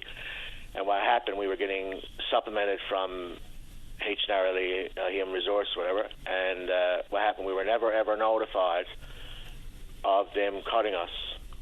And I was paying rent, and it was not enough going to them. So I get a notice from them saying, you're in arrears rent. And I said, okay, well, I was paying rent. And I said, what about my supplement? And they said, no, your supplement was cut. So because I got CPP, they cut me. And I don't mind saying what I'm getting. I'm only getting like $7.26 a month on CPP. And you know yourself, that's not going to pay rent for anywhere. There's no way that we can live inside. There's no way we can live anywhere. There's nowhere to rent. You cannot get a place to rent for $7.26 a month. It's just unbearable. And I'm trying to get my place cleaned up, and there's no reckoning with them. They're not reasonable with me. They're just saying you got to be out. I'm willing to do something. I mean, they're going to ask me to pay more rent, obviously, because I got arrears. So that's the situation we're in, and we're. How much in arrears are you? Right now, I think it's $1,500, and that's crazy, and I'm struggling with that. Obviously, if there is even a compromise to stay here, I'm going to have to pay a lot more rent than what I'm paying. Like, I'm paying $263 a month now, so they're going to be tacking more on me, which leaves me with less to eat, no groceries and other regular expenses, right? And on top of that, my wife is in a wheelchair. Plus, she's sick. She's back and forth to the hospital all the time for mental, sick issues and things like that. So if we're homeless, that's not going to work, and there's just nowhere else to rent. And I mean, obviously, you see it on the people are living in tent city. There's people homeless, struggling to eat, and then there's seniors. So it's not going to be easy, right? Well, obviously not. Regardless if you're sick, unwell, in a wheelchair or not, being out with nowhere to go is obviously a problem. So when we're talking about, being in arrears, because lots of people have fallen into arrears, whether it be with their banks, or other untraditional lenders, and or the housing corp or what have you. So they were unwilling to even talk about a plan or a strategy to get you back on balance. Period. They just said you're out. Just basically, I tried to reach out to them. I mean, I'm not on here to bash anybody. I have no intention of bashing anybody, because that's not what it's about. I'm just saying I reached out to them and said, okay, well, let's work this out. And I got back a message from housing saying, no, we want you out. And I said, well, I mean, that's not fair. It's not right. And then in the process of that, we're having issues with our neighbors upstairs. They're being harassed. We're being harassed, and they know that, and there's never anything been done about that, and there's been issues with that. And then I'm out here trying to get my place cleaned up, doing it myself, because, like I said, my wife's in a wheelchair. I'm looking after her. So, and they're on my back about stuff, things like that. So, I mean, I can only do so much. I'm trying to do what I can. I'm getting it done. And it's just like they don't get us, I mean, they just don't get us. They're not. And I'm in the arrears, yes, because the reason I'm in the arrears is because our supplement was cut because I got CPP, and my CPP will not cover any. Even, like I said, if we had to get out, we got to get out. That's not going to be able to cover what I get to cover rent. There's no way I'm going to be able to manage to pay rent, because rent is way more than $726 a month. Of course it is. And a successful place, right? Does your wife bring in any money from any form? She. Or any source? She doesn't get anything. Basically, she gets a little special needs from Eastern Health. She only gets $75. You can't live on. What are you going to live on $75? That's only just a little allowance. She doesn't get anything. Okay, so what I'm going to suggest is, and I don't know how much help you're going to be able to get from these organizations, but number one, I would contact the Coalition of Persons with Disabilities, because they may indeed be an advocate on your side, considering the fact that your wife's in a wheelchair. Number two, I would suggest you call Stella Circle to see if there's any, at least in the short term, any emergency housing that might be available while you try to figure things out. So I would do those two things. Okay, I'll do that. I have tried Stella Circle, and I'm still waiting for a call. Me leave a message with them. You have to get a call back from them, right? Yeah, I mean, they're inundated. I know they're extremely busy, but they're pretty good people, and I'd like to think that they're going to get back to you. But I'd also make that call to the Coalitions of Persons with Disabilities. They might be an advocate that can at least point you in the right direction or give you some assistance. I think that might be a good opportunity. Okay, and I reached out to my MHA, Jim did, so... Yep. I'm trying. She's going to probably try to advocate as well. So hopefully things will work out. Well, hopefully so. So if you get back to me or David and keep us in the loop, if you have no luck there, we'll try to figure out something else. Okay, thank you. I appreciate it. I wish you good luck, Jamie. Stay in touch. Bye. Okay, bye-bye. All right, try to get back on course with the breaks. Kim, you are absolutely next, I promise, to talk about nurse practitioners. Don't go away. And welcome back to the show. Now let's go to line number 2. Kim, you're on the air. Hi, Patty. Hi there. I'm a first-time caller, but I figured I would share a good news story. Love it. Yeah, that's why I waited. So, first of all, I want to say I'm a fortunate Newfoundlander who has a wonderful family doctor. But sometimes it would take, 3-4 weeks to actually get in to see her. So in the event of, a sudden illness like an infection or something like that, you can't always wait 3 to 4 weeks to see a doctor. So I decided after a bad infection that I was going to try the walk-in clinic. So about a week ago, I got up at 6 o'clock in the morning. I called. I left a message at the Monday Pond Eastern Health Walk-in Clinic. Mm-hmm. So I left a message indicating I'd like an appointment, and they opened up at 8. By 9:30, I had received a call saying I had an appointment for the next day at 9:30. I went the next day at 9:30, and by 9:45, I had seen a doctor, had addressed my issues, given me my prescription, and I was in my car and on my way. Unfortunately, the infection was pretty bad, and I had to go back. Yesterday morning at 6 o'clock, I got up. I called for the walk-in clinic, asked for an appointment, left a voicemail message. Again, by 9:30, 10 o'clock, I received a call. I had an appointment at 9 o'clock this morning. I went. I saw a nurse practitioner who addressed my issue, and within 15 to 20 minutes, I had seen the nurse practitioner, received my prescription. He offered me some additional advice, and I was out the door and in my car. I think with everybody complaining about our healthcare system, and yes, absolutely, there are issues. We all know that. We'd be lying if we didn't, admit to it. But with the addition of nurse practitioners, I feel that it's definitely opening opportunities for people and for relief from, the emergency rooms. It takes some of the, the deep weight off the physicians who are inundated. The nurse practitioners, I believe there were 4 or 5 actually there this morning at the Monday Pond Clinic. And, between nurse practitioners, the additional services that our pharmacists are able to take on, I can't speak highly enough about the treatment and the speed of which I received that treatment. So if anyone who's out there and is hesitating, taking advantage of a nurse practitioner, I can't, like I said, I can't speak highly enough about it and my experience this morning.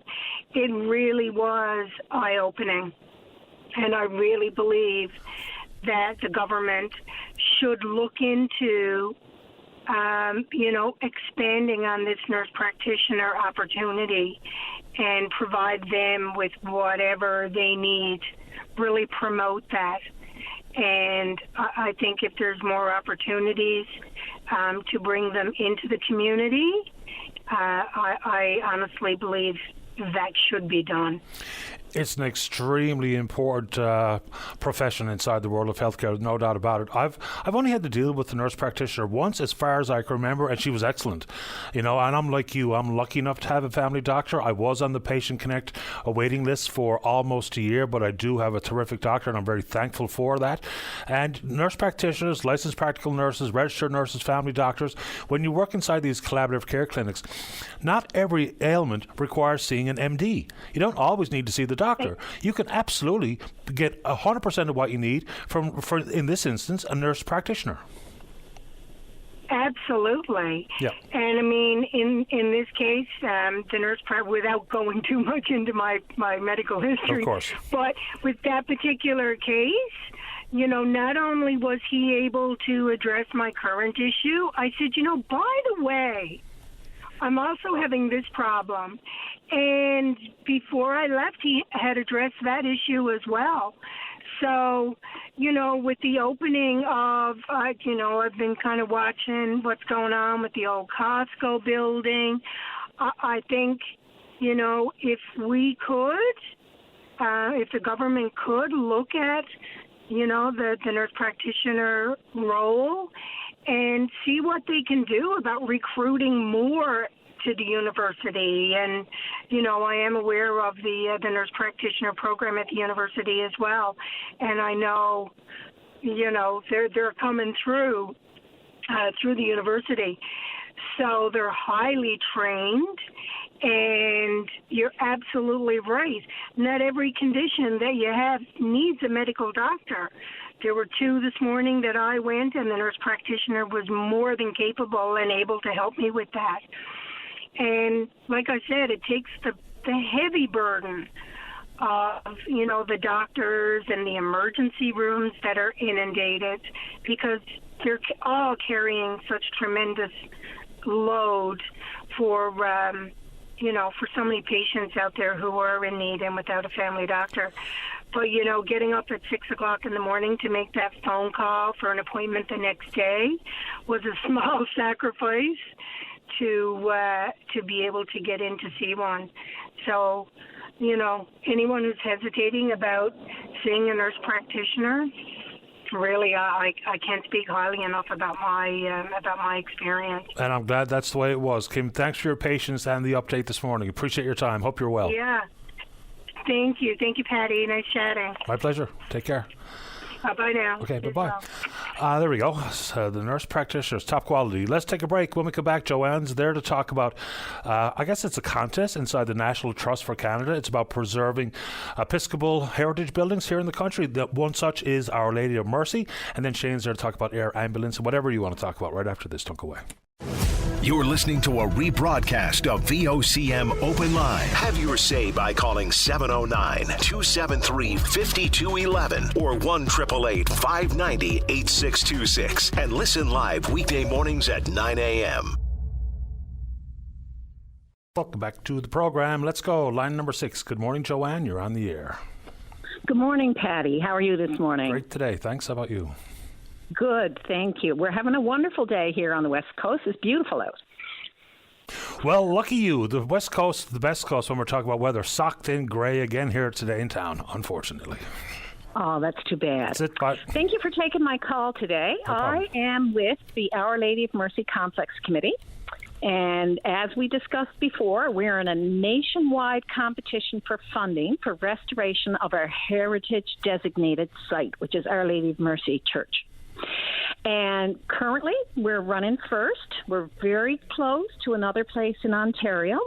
And I'm reaching out today to all of your listeners to say we really need your help. We need you to go look for online the next great save and vote for Our Lady of Mercy, because this is the only site running from Newfoundland, and we really need your help and support to get there. And if you are on Facebook, you can go to Facebook, look up Our Lady of Mercy, and you'll see all of our advertising and promotion for this competition, and you can find the link through there. I know a bit about it because we've had a couple of calls about this particular contest and Our Lady of Mercy, but for folks who maybe didn't hear any of the calls in the past, tell us a little bit about the church and why it's so important to get this $50,000 in for the required facelift. Absolutely. So this church was built from 1914 to 1925 by the community. And for the last 30 years, it's not been part of the regular diocese, so it's been taken care of for the community. And now in the last 2 years, we transferred ownership to the community. So this is a real community treasure. Lots of people can relate to their family members working on it. Lots of people relate to events that have taken place in the church. But the biggest thing is she opened her doors in 1925, and she's 99 years old this year. So like any older building, she's absolutely spectacular inside. She's beautiful, absolutely golden. Outside, she's a little weathered. We've got a couple of little leaks, and she's definitely tattered. She needs a coat of paint. So that's our objective, is to get her all dressed up for her 100th birthday next year. It sounds great. What a treasure. I'm having a look at the website. You can either go to National Trust for Canada or the Next Great Save competition, which is easy to Google up and you'll find it. And there's very few of these churches across the country. And actually, they're not all churches as far as I can tell here either. 1, 2, 3, 4, 5, 6, 7, 8, 9, 10, 11. There's only 12 in the entire country competing. There's fire stations, a Marconi station, there's a lighthouse, there's a school, there's a grain elevator, and of course Our Lady of Mercy Heritage Church in this province. So give the folks a vote. I think you can vote every day once, can you? Absolutely. Vote every day. The competition's on until Monday. We need thousands of votes to go in every day, so we really appreciate it. It's not a competition for churches. It's a competition for a heritage-designated site. Right. So that's why you see so many different buildings in the picture. And we just happen to have a lot of pride in our site, and we're very attached to it as a community, so we really appreciate reaching out and get everybody else's support in the game. As a matter of fact, there's only 2 churches in the competition. One is Moose Factory, Ontario, the old St. Thomas's Church. So please do indeed support Joanne and her team, and let's see if we can preserve and give a little facelift outside to Our Lady of Mercy. Appreciate the time, Joanne. Good luck with this. Thank you so much. My pleasure. Take care. Okay, bye-bye. Okay, bye-bye. All right, let's keep rolling. Let's go to line number 3. Shane, you're on the air. Hello, Patty. How are you? I'm okay this morning, thank you. How about you? I'm so-so. Not the best I've ever been. But I want to talk about the air ambulances. Two ladies ago on your call just mentioned how the government needs to run the hospitals with the nurse practitioners, put everything in their place, schedule, you know what I mean. Yep. And that's a terrific idea, and that's the way it should be done. And she's a perfect segue into what I'm talking about. I don't think that the people at Air Ambulance or what controls them, like there's, different levels of authority, government, and then it passes down to the hospitals, and et cetera. And then doctors add their input into it, and they all make decisions. That lady was absolutely right.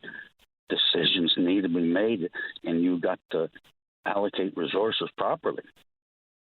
And I don't think that Air Ambulance is being run properly. Can you talk about your own personal circumstance, if you'd like? Yeah. My son had an accident and bleeding liver, lungs all bruised and bleeding, in really bad shape. So this is a vehicle accident? Yeah, it was a vehicle accident. Okay.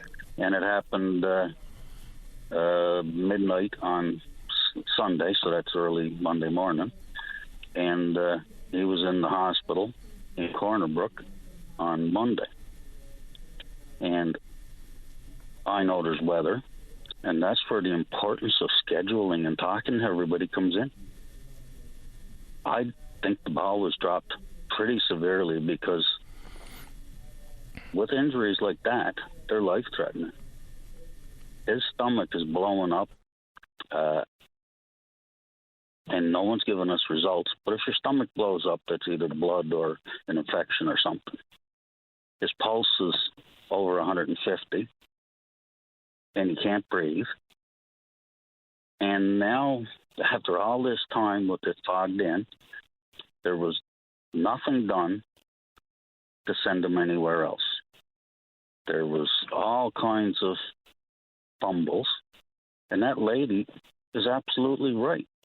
We have to do things properly. If someone takes, whoever's in charge, let's say, takes 6 to 8 hours, a window is missed. So every window, every opportunity was missed. How the chain of command goes, I don't know. But the hospitals know, the government knows. And if you've got such incompetency, I dare say, then it's a really big mistake if they're going to take Air Ambulance and put it in St. John's in every plane there.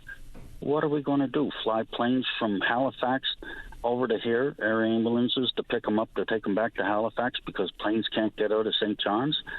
It's a regular event in St. John's, has been for many years. No question. I don't know where people are making their decisions from, but my son is in jeopardy, and now they've decided they're going to drive him in. They missed another window opportunity. I've been talking to government and owners of the plane type deal, not personally, but anyway, there was windows that were missed because it took so long. If he dies, I mean, that's incompetency at the highest level. First off, I'm really sorry to hear what's happened to your son, and then consequently all of this wait to try to get him to a better trauma center. This is terrible stuff. So the ability to transport him in a ground or a road ambulance, is that still happening, or what's the problem there? He's just leaving basically as we speak now, and with a bleeding liver, he might die before he gets there if it ruptures. Poison goes through him. I mean, I don't know the exact medical things and terms, but I mean, I know enough that that's serious, and beat up lung that can't breathe because it's beat up so bad. These are pretty serious things to put you in a vehicle in. No question. Opportunities missed. And by that lady, like I said, that's absolutely the thing. We need to prioritize where things are going and when, and be quick about it. So when you say opportunities missed, do you mean weather opportunities? Yes. Okay, because it cleared here yesterday. Yesterday afternoon was dramatically different than it was yesterday morning insofar as fog goes. That's for sure. Yeah, the government had cleared it to go in, and apparently there was personnel problems, but the government had cleared it so that it didn't have to go with the complete staff. And yet it didn't get communicated to the hospital until it was too late and fogged in again. See what I'm saying? By, communication is very important. Of course it is. And, a lot of this... Okay, sorry, go ahead. Oh, sorry. And that wasn't the only... this happened Monday. Today's Thursday. I can't even... there's not enough time on the show to tell you how many times the missteps occurred. The area ambulance was willing to take them over to Halifax, and this was days ago, and nobody communicated well enough for any of this to happen. Can you imagine if all the planes are in St. John's for area ambulance?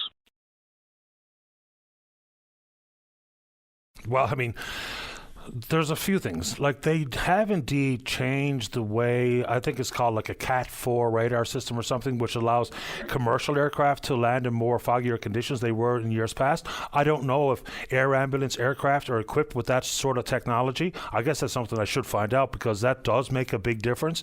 And you're right. Anybody who lives in this part of the province knows full well the possibilities to be fogged out. Certainly in this time of year. April, May, and into parts of June, it's notoriously foggy in St. John's, and it has compromised air travel, air ambulance or otherwise. So it's a good point. And if there was windows missed, if there's such thing as personnel restrictions or what have you, then okay. But, and I suppose that could possibly be the case regardless if they were stationed in Gander or Derelict or Stephenville or wherever. But it's a fair point about the propensity of fog in these few months here, in particular in St. John's. So you say that your son is now in the ground ambulance about to leave, and I assume that's for the health sciences. What have the doctors told you? Pardon me? I wasn't allowed to talk to doctors. I got as far as nurses. What did they tell you about the ability to stabilize your son for the entirety of the transport? Nothing. They never told my son nothing. Nothing's been said. Apparently, they were talking with the government, so I can't speak off record not knowing facts. Okay. But that's where it comes in. Like you were saying about the airport in St. John's and how you got radar, different stuff and all that. If people don't figure this out ahead of time, can you imagine the confusion? It's confused enough now that it's taken 2 or 3 hours or more to communicate between the different levels of command. Can you imagine if it's all there at the same time and they don't have the radar figured out and they don't have it installed in the planes, etc.? I could go on and on with, putting the cart before the horse. Throw it all into St. John's and then hope for the best, and they can't even talk now? Imagine the mess that'll be. Yeah. I'm really sorry to hear this is happening for you and your family. I certainly hope that your son is safe during transport and recovers as quickly as possible, and hopefully that's a full recovery. But if possible, Shane, and if you have the ability to connect with me, whether it be just send me an email or call us back or something, just to let me know how it's going. Just let me know how your son's doing, when he's arrived, and everything like that. Absolutely. Okay. One thing that I'd like people that have experiences to somehow communicate them so that the policies can be figured out correctly. Somebody in London or something making a decision on Newfoundland fog, I don't think is appropriate. But our personal experiences here in Newfoundland should be presented so that the proper policies can be implemented for this stuff so that this doesn't happen.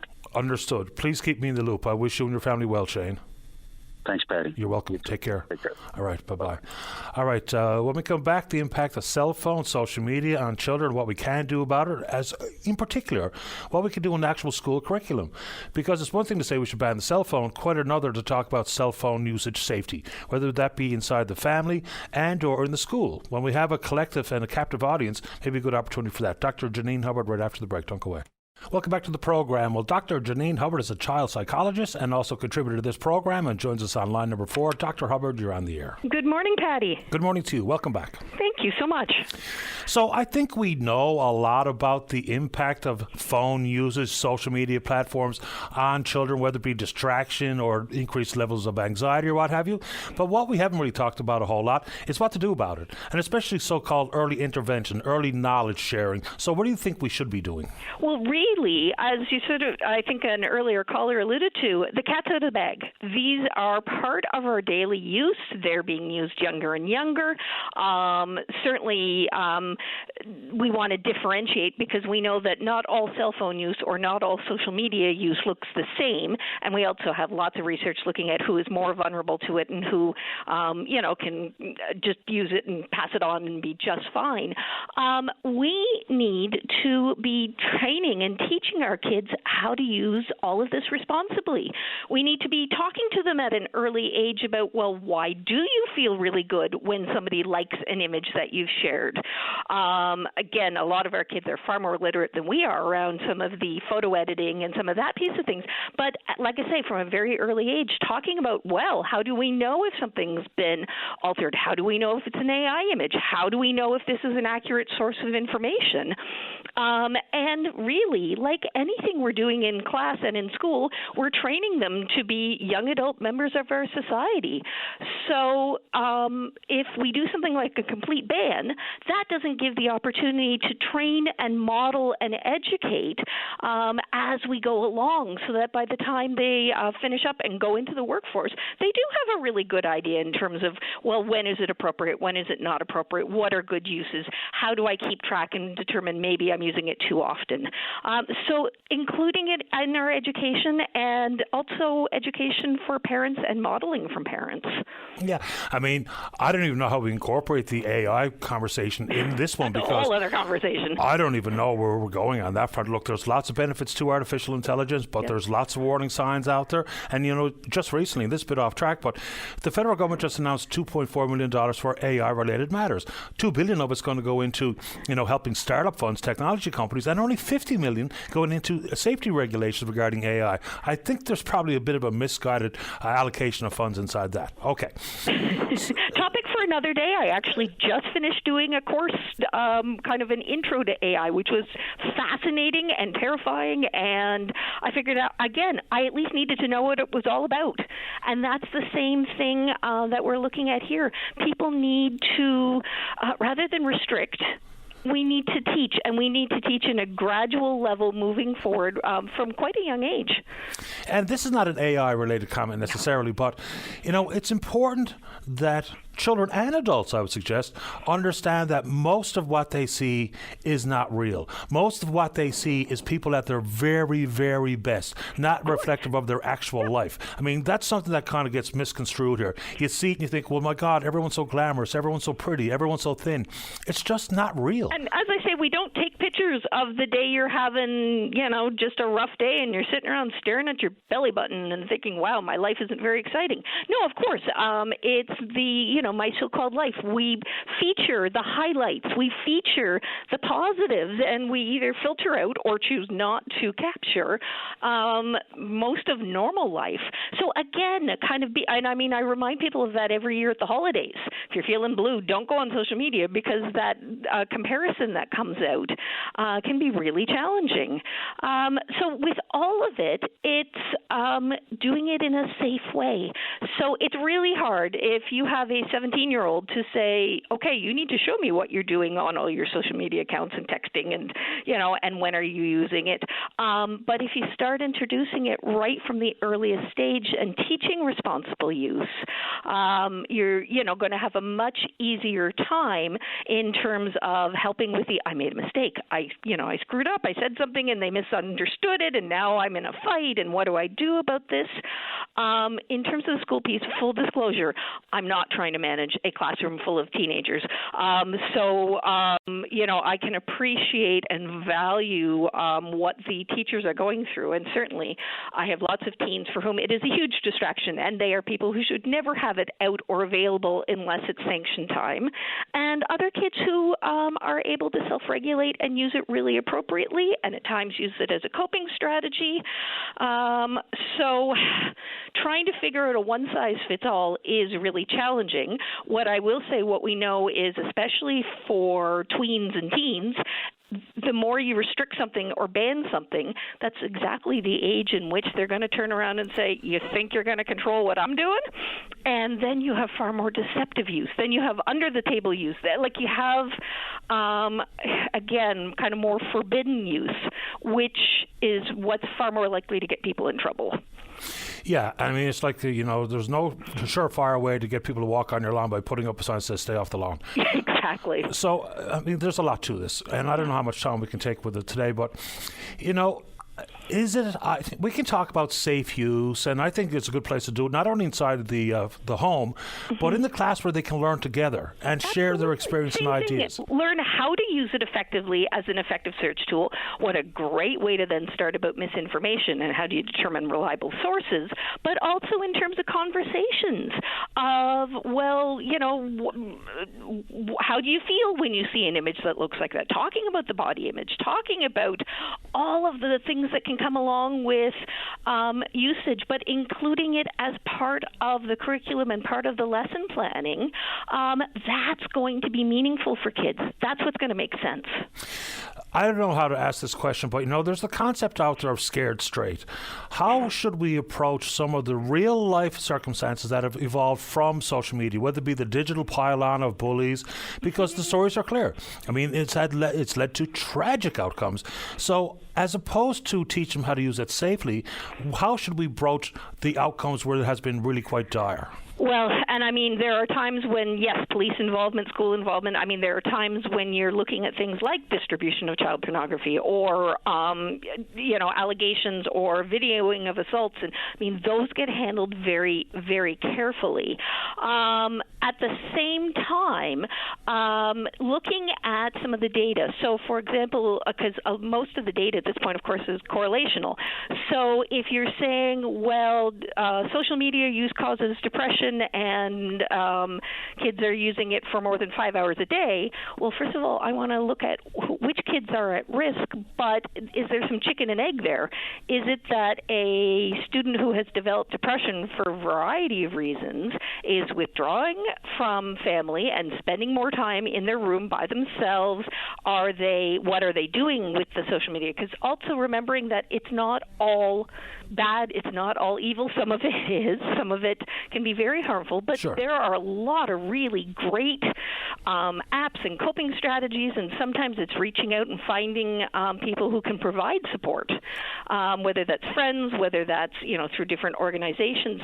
So it's, as a family, everybody, and you can do this as a classroom as well, everybody set a challenge in terms of looking at your usage for the next week. And then let's break it down. First of all, you might be a little horrified yourself to look at and see, oh, I had no idea I was spending that many hours doing X, versus actually my kid's been on YouTube and following some how-to videos. So not labeling everything with the same swath, I guess. Yeah, well, really breaking it down. There's a difference between being on Facebook all day doing whatever versus looking at YouTube learning how to crochet. Yeah. So hours isn't the determining factor. I guess where I was going specifically is, the outcomes like Amanda Todd, 15-year-old in BC, committed suicide, and her note said quite clearly, and the video said quite clearly, that it was because she was cyberbullied. So is it helpful or is it too much to paint that picture, to give them some sort of understanding of how they operate in the quiet of their own bedroom? And it's easy enough to be a keyboard warrior and to pile on digitally. It feels very different when you do it face to face. So should we paint those really clear pictures of here's some direct outcomes based on people's behaviors online? I think most teens are aware of a lot of those really negative outcomes, but also part of the teenage brain is I'm invincible and that can't happen to me. So using real-world early examples of, hey, I misunderstood the tone that somebody used, or how do I come back to a friend and say, I really don't like what you said, or how do you teach younger kids and tweens if somebody in the class is saying, we're going to set up a text chain but don't include so-and-so, being able to know how to stand up against that. Mm-hmm. When it's we don't deliberately exclude people. When you have, the tracking devices so that, look, after school, everybody in the class except this person is, over at the park because everybody can see it on their devices. Learning how at that early stage to stand up to things and say, no, that's not okay. And again, if you're starting really early and parents are still kind of monitoring or involved in some of those, checking out some of those conversations and helping the kids to intervene at an early stage, going, oh, no, that's not okay. How do we fix this? How do we address this? Is it something that we help you come up with a response to? Is it something that we talk to the other kids' parents about? Is it something we talk about at the school level? But really teaching those early strategies to shut some of that stuff down. I appreciate the time as usual, Dr. Hubbard. Thanks for doing it. Anytime, Patty. Take good care. Okay, you too. All right, bye-bye. Bye. All right, time for the news. When we come back, Tom's here to talk about affordable housing and the red tape to get to that. And Brenda wants to talk about insurance coverage for... We'll find out. Don't go away. The Tim Powers Show. Join the conversation weekday afternoons at 4 p.m. on your VOCM. Welcome back. Let's go. Line number 5. Tom, you're on the air. Good morning, Patrick. I know we spoke on Monday about our casting call tonight at 7:30 at the Hub. So I thank you for that. And just want to remind people if they wish to participate to show up. I'm calling because yesterday I was listening to the caller from Gander, and they had purchased the Pentecostal church in there and were trying to put some housing units in it. And I was sitting with someone as this was on, and she said to me, doesn't this sound awfully familiar? And I said, yes, it sounds awfully familiar. As you know, and we've discussed this in the past, about a year ago, we tried to get the housing units at the Hub. Right. Now, we were speaking with Mayor Percy Farwell in Gander, and their concern wasn't necessarily the red tape. Their concern was the lack of provincial support in funding, because, of course, there's no mandate municipally to build homes, but there is on the provincial level. So his concern was more funding than red tape. But describe your circumstances. Well, that's where I'm going to get to now, and it has to do with funding as well. We, of course, come up with the idea, and then I went looking to see what supports were in place to get it. First, it was to the city to be able to get the permits to be able to build it, and they've been very good down there with us. Then I approached government and started going through all the processes and said, well, this is the various agencies, and we worked our way through all of this. Got to the point where saying, well, what do you want me to do next?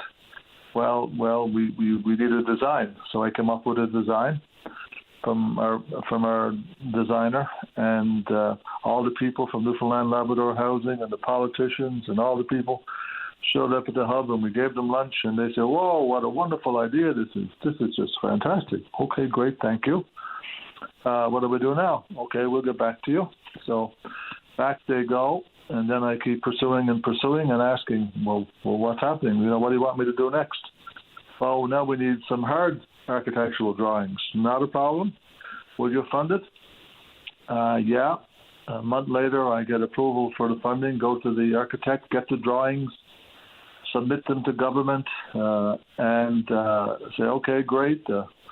Another month goes by. What's happening? Well, you need to know how much thing is going to cost.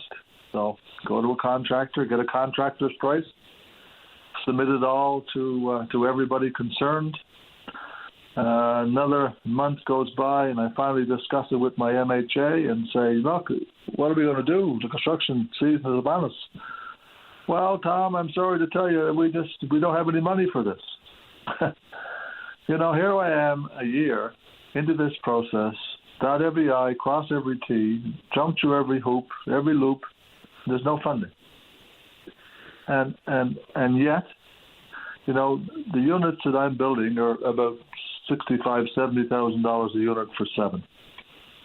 And here we got $21 million being spent to lease a hotel, which over the course of the 45 rooms which is in this place, assuming all 45 will be filled, will be a cost of about $150,000 a unit, plus the cost of feeding people, plus the cost of the staff to clean, to administer, to provide clerical services and medical services. And I'm looking for $65,000, $70,000 a unit for permanent housing for people with disabilities, people who didn't choose to have a disability, people who didn't abuse drugs and alcohol, people who were born with CP or MS or as a result of accidents now have disabilities.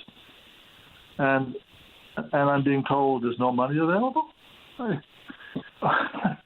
To me, I'm being gaslit here. I feel like the stupidest person in this province, being led along, doing everything that's being required and said there's no money available. I don't know what else to do, Patty. I just don't know what else to do. Frustrated. I wouldn't even know where to point you, because sometimes we try to help find solutions, but in this case, it's just, for starters, it's hard to understand the rationale behind these decisions, number one. And when it's hard to discern exactly why we've arrived at this point, it's hard to know what the next steps could be. I don't know. Like I got private people out there come to me, Tom, we want to be able to help you. We want to give you funding to purchase the appliances, the bed clothes, the beds, and these type of things. And I'm saying, thank you, I really appreciate this, but I said I can't accept anything yet because I can't get the initial funding to build the things. Mm-hmm. I've said, give me a no-cost loan. The last thing I was told was we will supply you with a facilitator to be able to help you prepare an application for funding. My good God Almighty, I don't need any help to prepare an application for funding. Here is what I need. This is what I need. You want me to write you a letter? Do you want me to send you a video? Do you want me to write you a story, a book, a poem?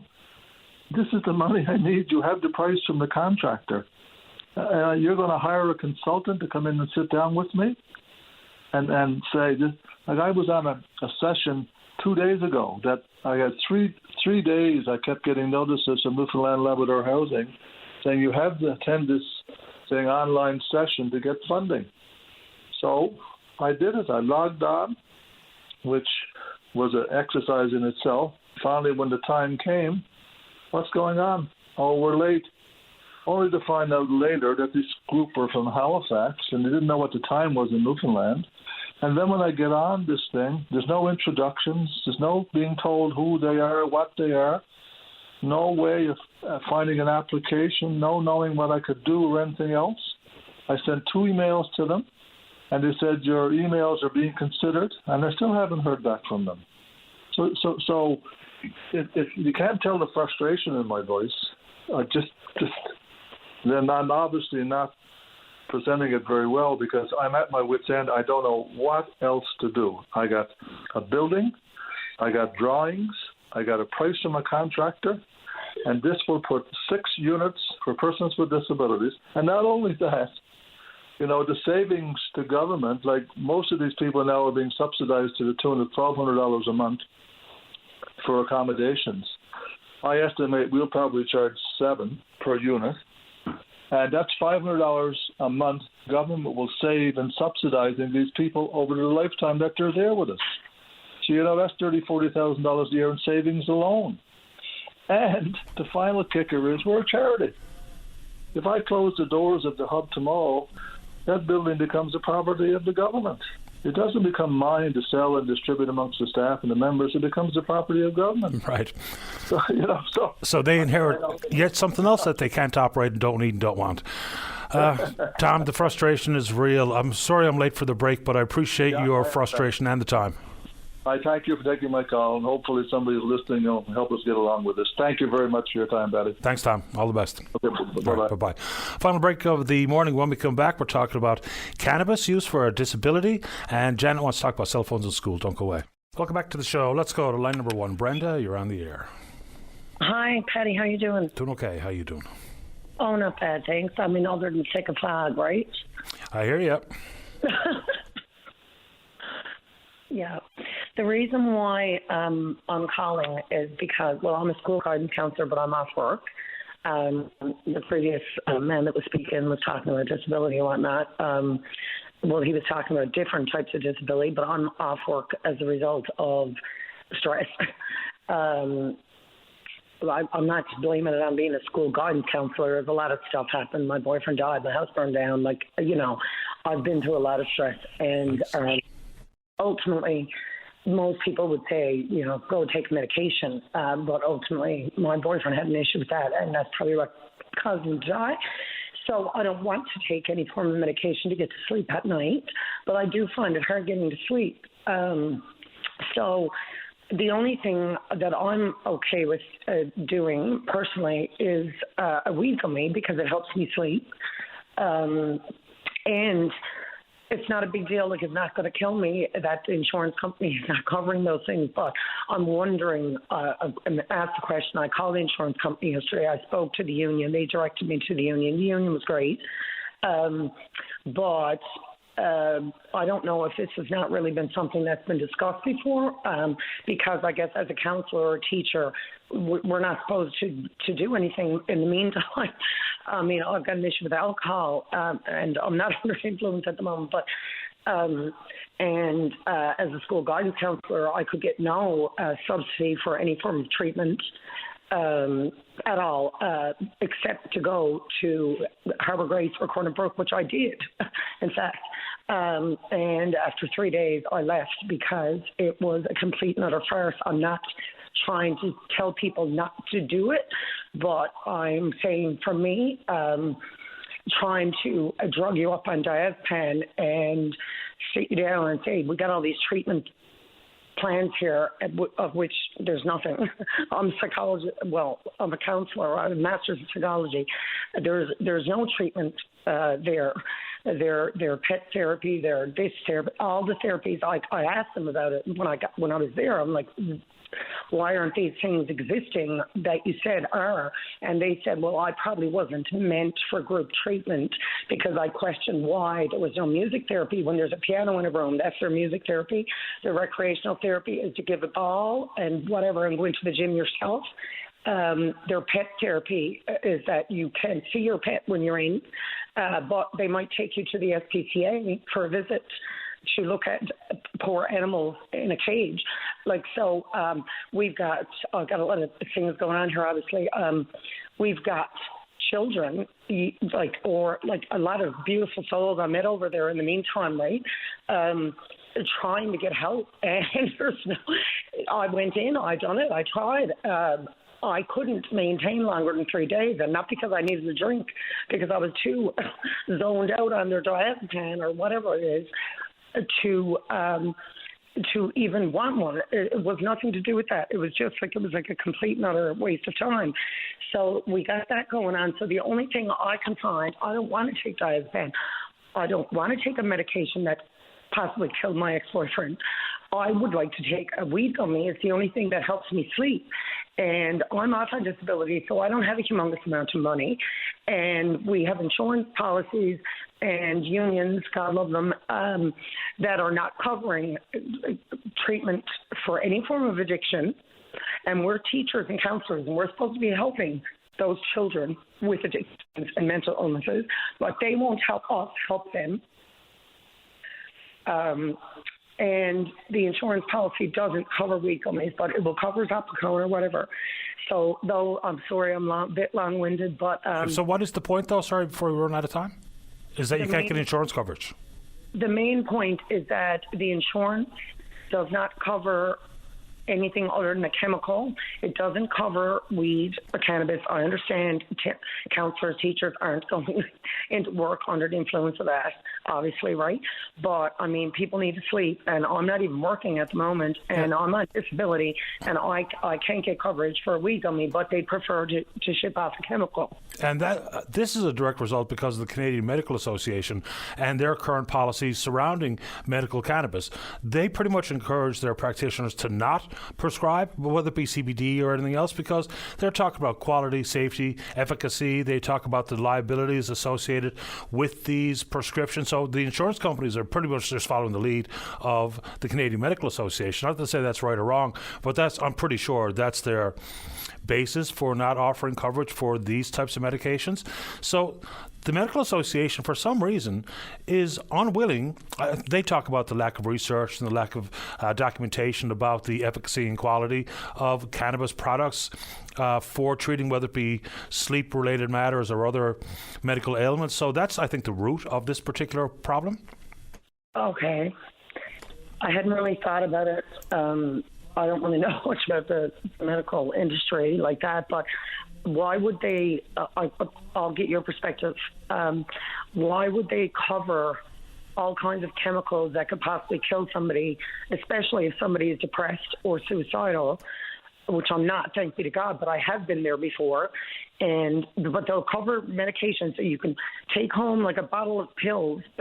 That's kind, will put you to sleep, but they won't cover something that's medicinal. I can't speak to that, but they say that there's not enough clinical trials that have happened. And now people can immediately tell me about vaccines, but that's the basics of it. Until drugs are approved for various uses, then of course the Medical Association, given their liabilities for medical malpractice and the lack of information about quality and safety and all the rest, that's basically where we are. So as much as you're right, some of the pharmaceuticals that we get, and we just sit down and watch TV this afternoon and watch during the soap operas, the commercials that come up for one pharmaceutical or another. So you'll see people prancing down the beach, and the caveat is all the associated risks. But they've been through the trials and the final approval status, which is counterintuitive. I'm with you. It doesn't make a whole lot of sense. Cannabis products are natural for the most part. So anyway, I'll give you the final thoughts for the next few seconds because I do have to go. We're out of time. Yes, okay, Doc. I guess the final thought is just for people to just not people, I guess the Medical Association, I'm not blaming you and your insurance, to think about the fact that you could be helping people out with something a lot less impactful or abrasive than chemicals to help them sleep and deal with anxiety. That's my final thought. Appreciate your time, Brenda. Thank you. Thanks, Doll. Have a good one. You too. Bye-bye. All right, we're out of time. Good show today, and we will indeed pick up this conversation again tomorrow morning right here on VOCM and Big Land FM's Open Line. On behalf of the producer, David Williams, I'm your host, Paddy Daly. Have yourself a safe, fun, happy day. We'll talk in the morning. Bye-bye. Hello, it is Ryan, and we could all use an extra bright spot in our day, couldn't we? Just to make up for things like sitting in traffic, doing the dishes, counting your steps, all the mundane stuff. That is why I'm such a big fan of Chumba Casino. Chumba Casino has all your favorite social casino-style games that you can play for free anytime, anywhere with daily bonuses. That should brighten your day a little. Actually, a lot. So sign up now at ChumbaCasino.com. That's ChumbaCasino.com. No purchase necessary. VGW Group. Void where prohibited by law. See terms and conditions. 18+.